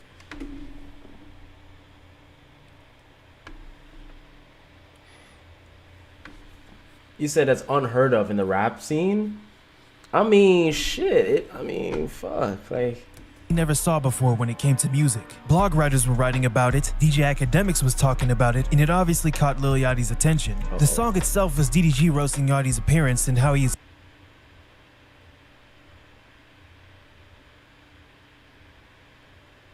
coming to take Yachty's throne, while letting him know who DDG was since he didn't know him at all. Nothing too serious, just lighthearted shots. A couple of weeks after that, seemingly out of nowhere, the Diss God came with a diss track toward Team 10 and Jake Paul. But in the track, Diss God threw a diss at DDG's hair. This isn't the first time both of them were caught up in a beef though. A year before that, the two would each make a diss track. But with DDG, the first diss track was towards Rice Gum to gain clout, since DDG was a lot smaller on YouTube. The Diss God, being the ghostwriter for Rice Gum, saw DDG's diss track and responded on YouTube. The Diss God, being the ghostwriter for Rice Gum, saw DDG's diss track and responded with his own. Sorry, I can't find that video. But after that, DDG responded with the diss track on Diss God, and that would be it, until Diss God would reignite the feud when he joked about DDG's hair that I just talked about earlier. But that light diss was very random since the two actually squashed the beef off camera in 2016. But maybe Diss God was thinking like, oh, DDG is actually blowing up from dissing Lil Yachty. I should probably throw my name in there. Who knows? Why is he talking about me, bro? My hair is not even nappy like that. You feel me? 3 days after that reaction, he released yet another diss track on Diss God called Rice Lover, and people in the comment section didn't like it. You said my hair is nappy. What are you talking about? Ball's gonna give you a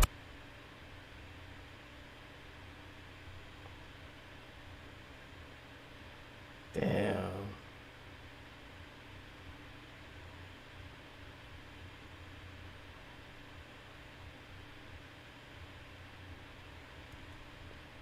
DDG on your ass. They didn't like it, buddy.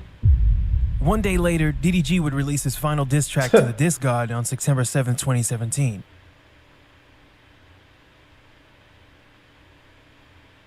Oh shit. Bruh, the title is crazy. Rice Gum Ghostwriter diss track. Jake Paul Team 10 response. And that vid went crazy. It's DDG, bitch. I'm the greatest at this rap. Fuck this. You a dumb bitch. I was broke, now I'm dumb rich. You a bum bitch. Get my hair in that. Diss God would in fact respond with 2 more disses shortly after, but it didn't matter. because DDG moved on. This God would quit YouTube for 4 years and come back in 2021 to diss him again, and then quit once again. And that's where we currently are with that situation. At this time, DDG wasn't taking music seriously since there was no need to focus on that when he was already popping as a YouTuber. But then the adpocalypse happened out of nowhere. DDG said he went from making around 50K a month at the time.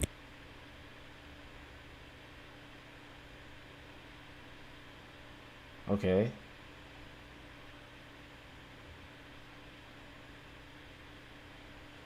Wait, so what? Was a period when many advertisers stopped advertising on the platform due to their ads appearing on inappropriate content.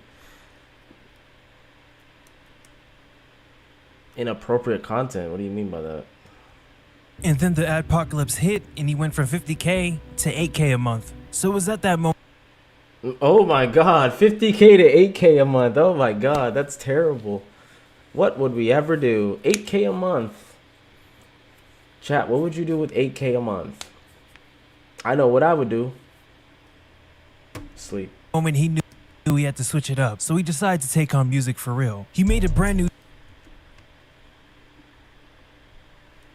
channel simply called DDG. This channel is strictly music. DDG and the producer slash friend Trey on the Beat collabed and made a mini hit called Lettuce, with his first feature being Famous Dex, who was a pretty big rapper at the time. Once the song was posted on YouTube, it gained 400,000 views in a couple of hours. He was then approached by the entertainment and hip-hop blog World Star Hip Hop because they wanted to share a single on their YouTube channel. And at the time, entertainment and hip posted on YouTube. I mean, he's a YouTuber. With his first feature being Famous slash friend Trey on the Beat called DDG. This channel is strictly music. DDG and the producer slash friend Trey on the Beat collabed and made a mini hit called Lettuce, with his first feature being Famous Dex, who was a pretty big rapper at the time. Collabed and made a mini hit called Lettuce, with his first feature being Famous Dex, who was a pretty big rapper at the time. Once the song was posted on YouTube, it gained 400,000 views in a couple of hours. He was then approached by the entertainment and hip-hop blog World Star Hip Hop because they wanted to share a single on their YouTube channel. And at the time, World Star was like BET in the 2000s. Once you made it on their channel, you're basically valid in the music industry. And let's just say that this was all the rapper needed to move beyond the audience he had on his own YouTube channel. 1 month later, DDG and Trey on the Beat would drop yet another viral song, Vinci. The song premiered on World Star again, and this song would automatically take him to the next level.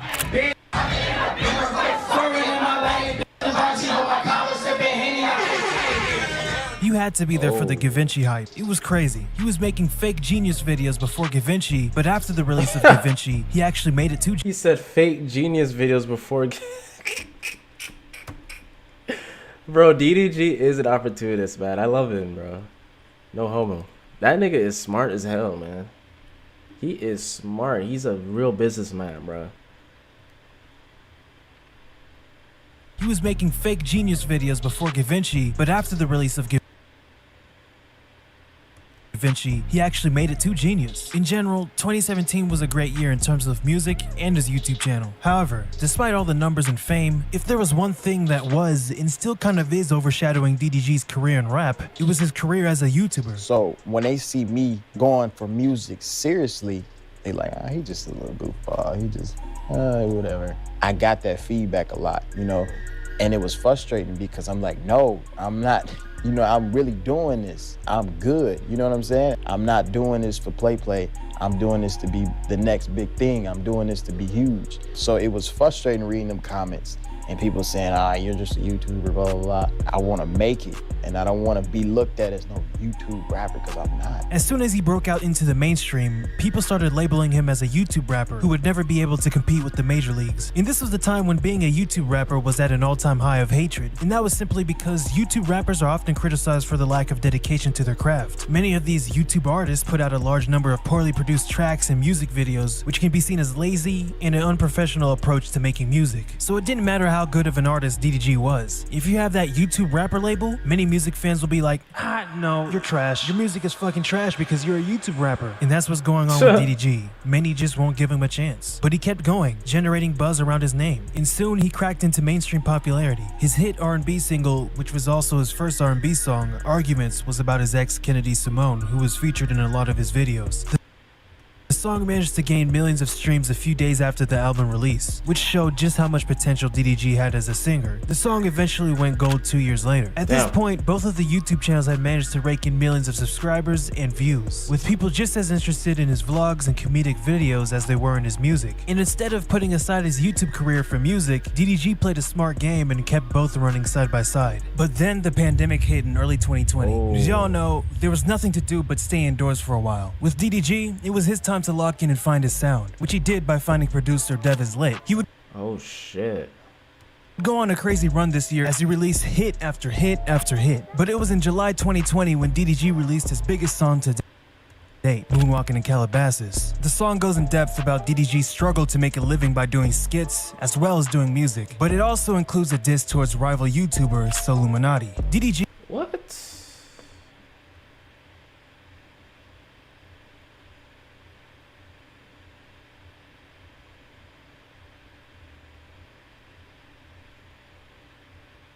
as well as doing music, but it also includes a diss towards rival YouTuber Soluminati. DDG sneak dissed his longtime rival Soluminati, claiming to do the nasty with his then girlfriend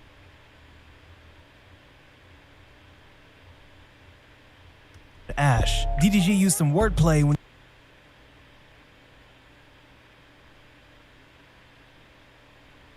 the fuck? Soluminati claiming to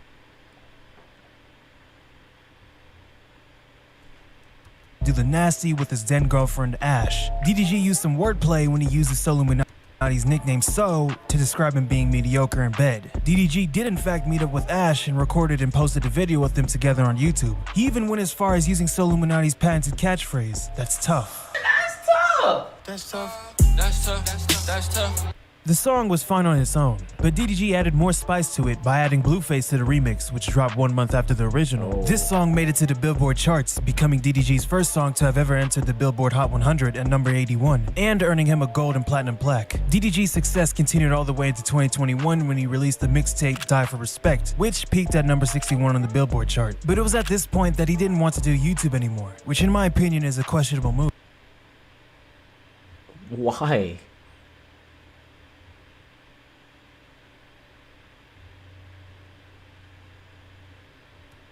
Why stop something that made you popular in the beginning? Something that fans still associated you with, especially when that's another source of revenue. But then again, I definitely see his point. To him, he already accomplished most things people would dream of accomplishing on YouTube. For people to take DDG seriously as an artist, he thought he needed to quit YouTube entirely and remain low-key and promote music on TikTok just like any other artist would do. And it makes sense on his end. Part of being a rapper is to look and act like one too. Nobody's gonna take you seriously if you came from YouTube. At least that's what it was like at the time. But what he didn't realize at the time, by doing YouTube and rapping, he was opening up a lane for so many people who want to be in both career fields. Fans wish their favorite artist had a YouTube channel they could watch. Look at NLE Choppa, for example. He definitely took inspiration from DDG to take this YouTube thing seriously. He even bit down the way DDG does his thumbnails. DDG obviously... Oh, fuck.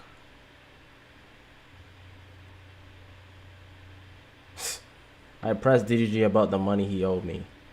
returned to YouTube months after announcing his retirement from the website, as he had a change of heart. I don't want to be a regular rapper. You know why? Because these regular rappers be broke. I'm a YouTube rapper, but I'm also richer than your average rapper. I'm gonna make it cool to be a YouTube rapper. From now on, call me a YouTube rapper. I'm cool with it, bro. That's what I want to be now. This is cap. The industry is cap. This is not real, bro. All these niggas say they balling, but who really scoring? I'm the one scoring. Just look at the comments on his Instagram when he made the point of embracing being a YouTube rapper.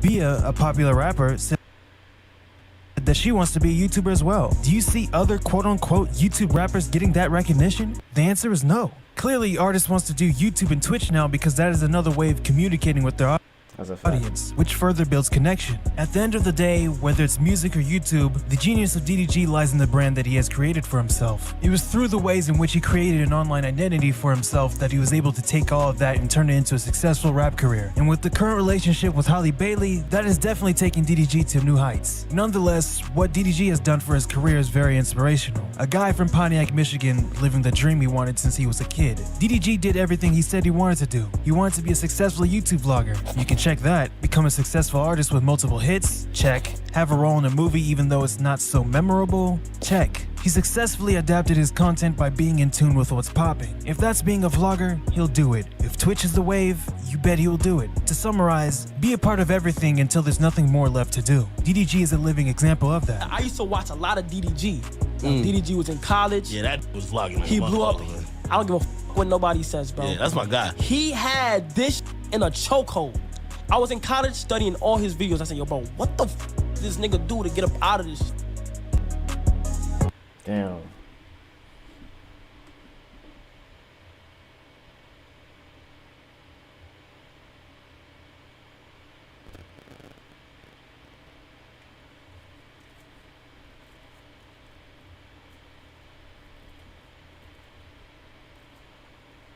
Yeah, we gotta get up tomorrow, too.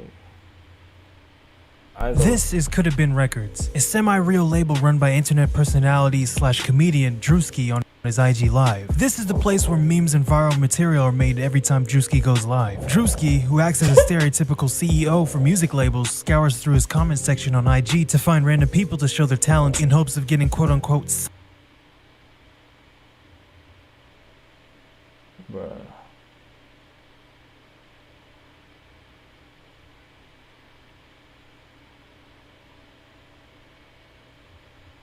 Uh-oh. Wait. I don't even see what the hell's going on. Oh, shit.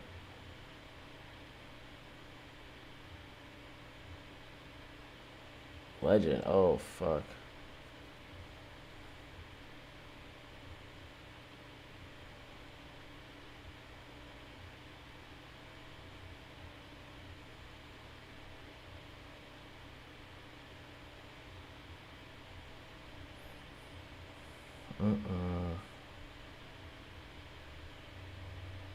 I just saw something I can't see anymore. So, alright, hold on.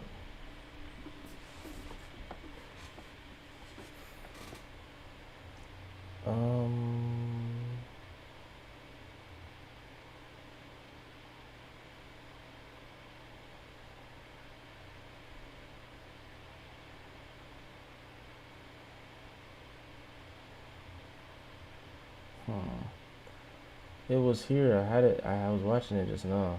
I don't know where it went.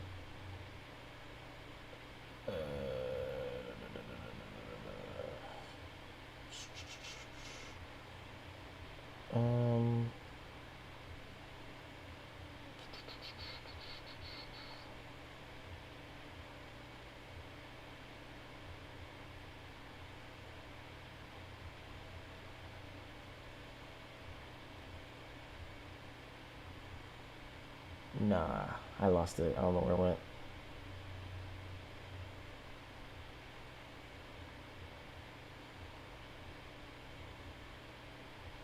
I don't know where it went. Damn it. Yeah.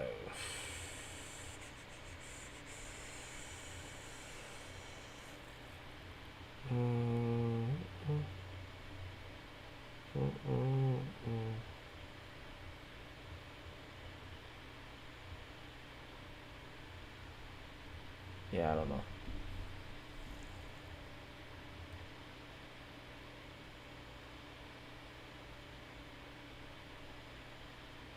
No, there will be no in the booths. But hey, bro, you feel me? Y'all know me. I don't got no beef with none of these. I don't know why gassing this shit, prolonging this shit, explaining shit we don't care about. But shout out to them though. No bad blood. I already know this shit all over the com. All right, let me get my headphones. No, work that. Still work that. No, work that. Right. All right. TJ, this is Max in a new song snippet. I'm a real. Mind you, bro, I'm gonna keep it fully a buck. Y'all is trolls. He didn't even say this shit. How did yo posted this in the com? And this got posted on like 10 pages. And just ran with it. I don't know if that's because y'all just read the caption and jump straight to the comments, or wasn't trying to hear a little TJ snippet. I don't know what it was. Deadass. I don't. But I'm gonna watch this shit. He didn't even say none of that. Like, come on, gang. Don't stir up some shit that wasn't there. Listen up. The captions say, I'm a real I'll slap a nigga, I don't give a about a plaque. Man, niggas be trolling. All right, let's listen closely. Let me look at. Listen up. I know. I did. Real one.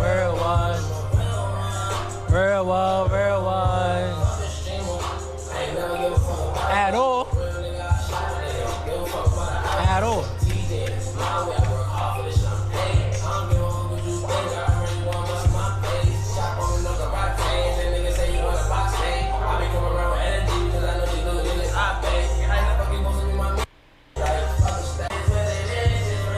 Back, like, alright, y'all niggas saying I missed it. Y'all gonna make me play this back? See, now I'm starting to think y'all on this team. Slapping nigga, I don't give a about a flag. I did not hear that.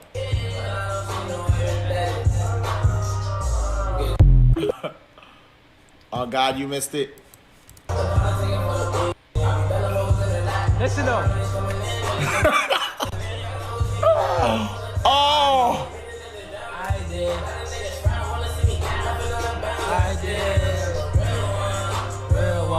I'm not gonna lie, no, y'all niggas getting me tight. Give me a timestamp. I'm not listening to this again. Shout out to TJ, bro. Y'all got a timestamp? No. Y'all niggas in the chat talking about right there. Shut your ass up, bro. I know my ear's not this up. I'm streaming. Hold on. At all. Streamer, I never gave a about them. I'm a real nigga, I shot niggas. Tight. Nigga went from selling out shows to dissing PBMJ because he can't control his smoking addiction. Grown man throwing a fit over being politely asked to not smoke. This shit is genuinely garbage. I'm gonna keep it a buck. I came on this not want to give none of this attention. Part of going Jay's tweet, send the tweet. Send the tweet. I ain't know he was a streamer. What's up, buddy? What's up? Danner's mad niggas. I ain't know he was a streamer. Danner's mad niggas. I was good, buddy. How you coming? What's up, buddy? What's up? What's up? Oh, yeah. I understand it now. I understand it now. I understand it now. I know the nigga with pink dreads getting angry. Shut your sassy ass up. What you saying? It was good. Are you outside? I think it's my first shot.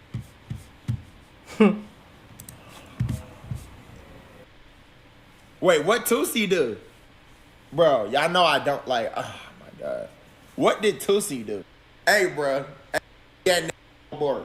That's, I don't know what Tusi did. Watch out before. What the? Yo, this pink dress nigga was at Zoe's too? Damn, nigga. You going on tour? Damn. Damn, this nigga going on tour?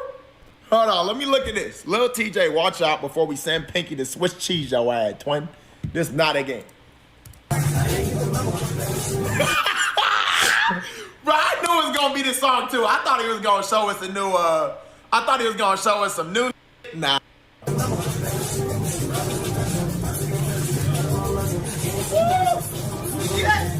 I'm quick with his chat.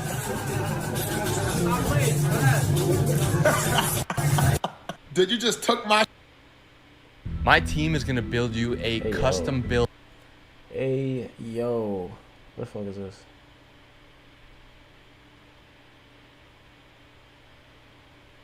Bruh. Oh, bruh.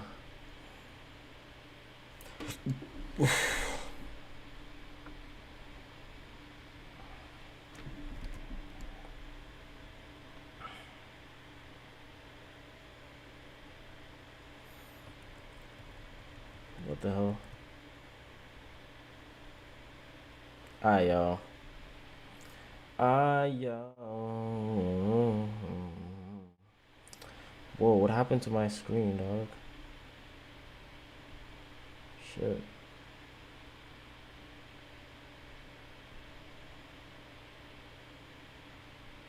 My screen just got clapped just now. I don't know what happened. The fuck? It's like, what happened to my screen, y'all? Damn. Alright, y'all. Oh my god.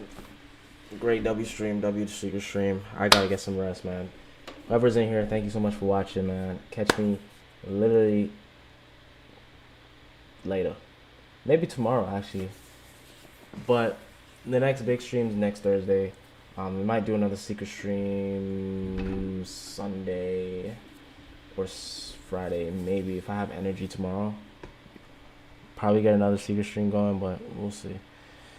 But yeah, thank you guys so much for watching. Don't forget to subscribe if you made it this far. Like the video if you made it this far. And honestly, if you made it this far, I fucking love you, man. I love you.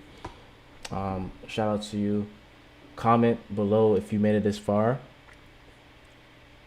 I want to see the real ones comment right now. Leave a comment. I'll fucking heart it, like it, respond to it. And yeah, man.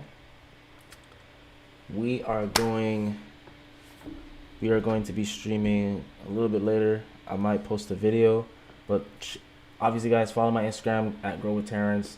I'm gonna be posting clips and more content to come. All right. Thank you so much.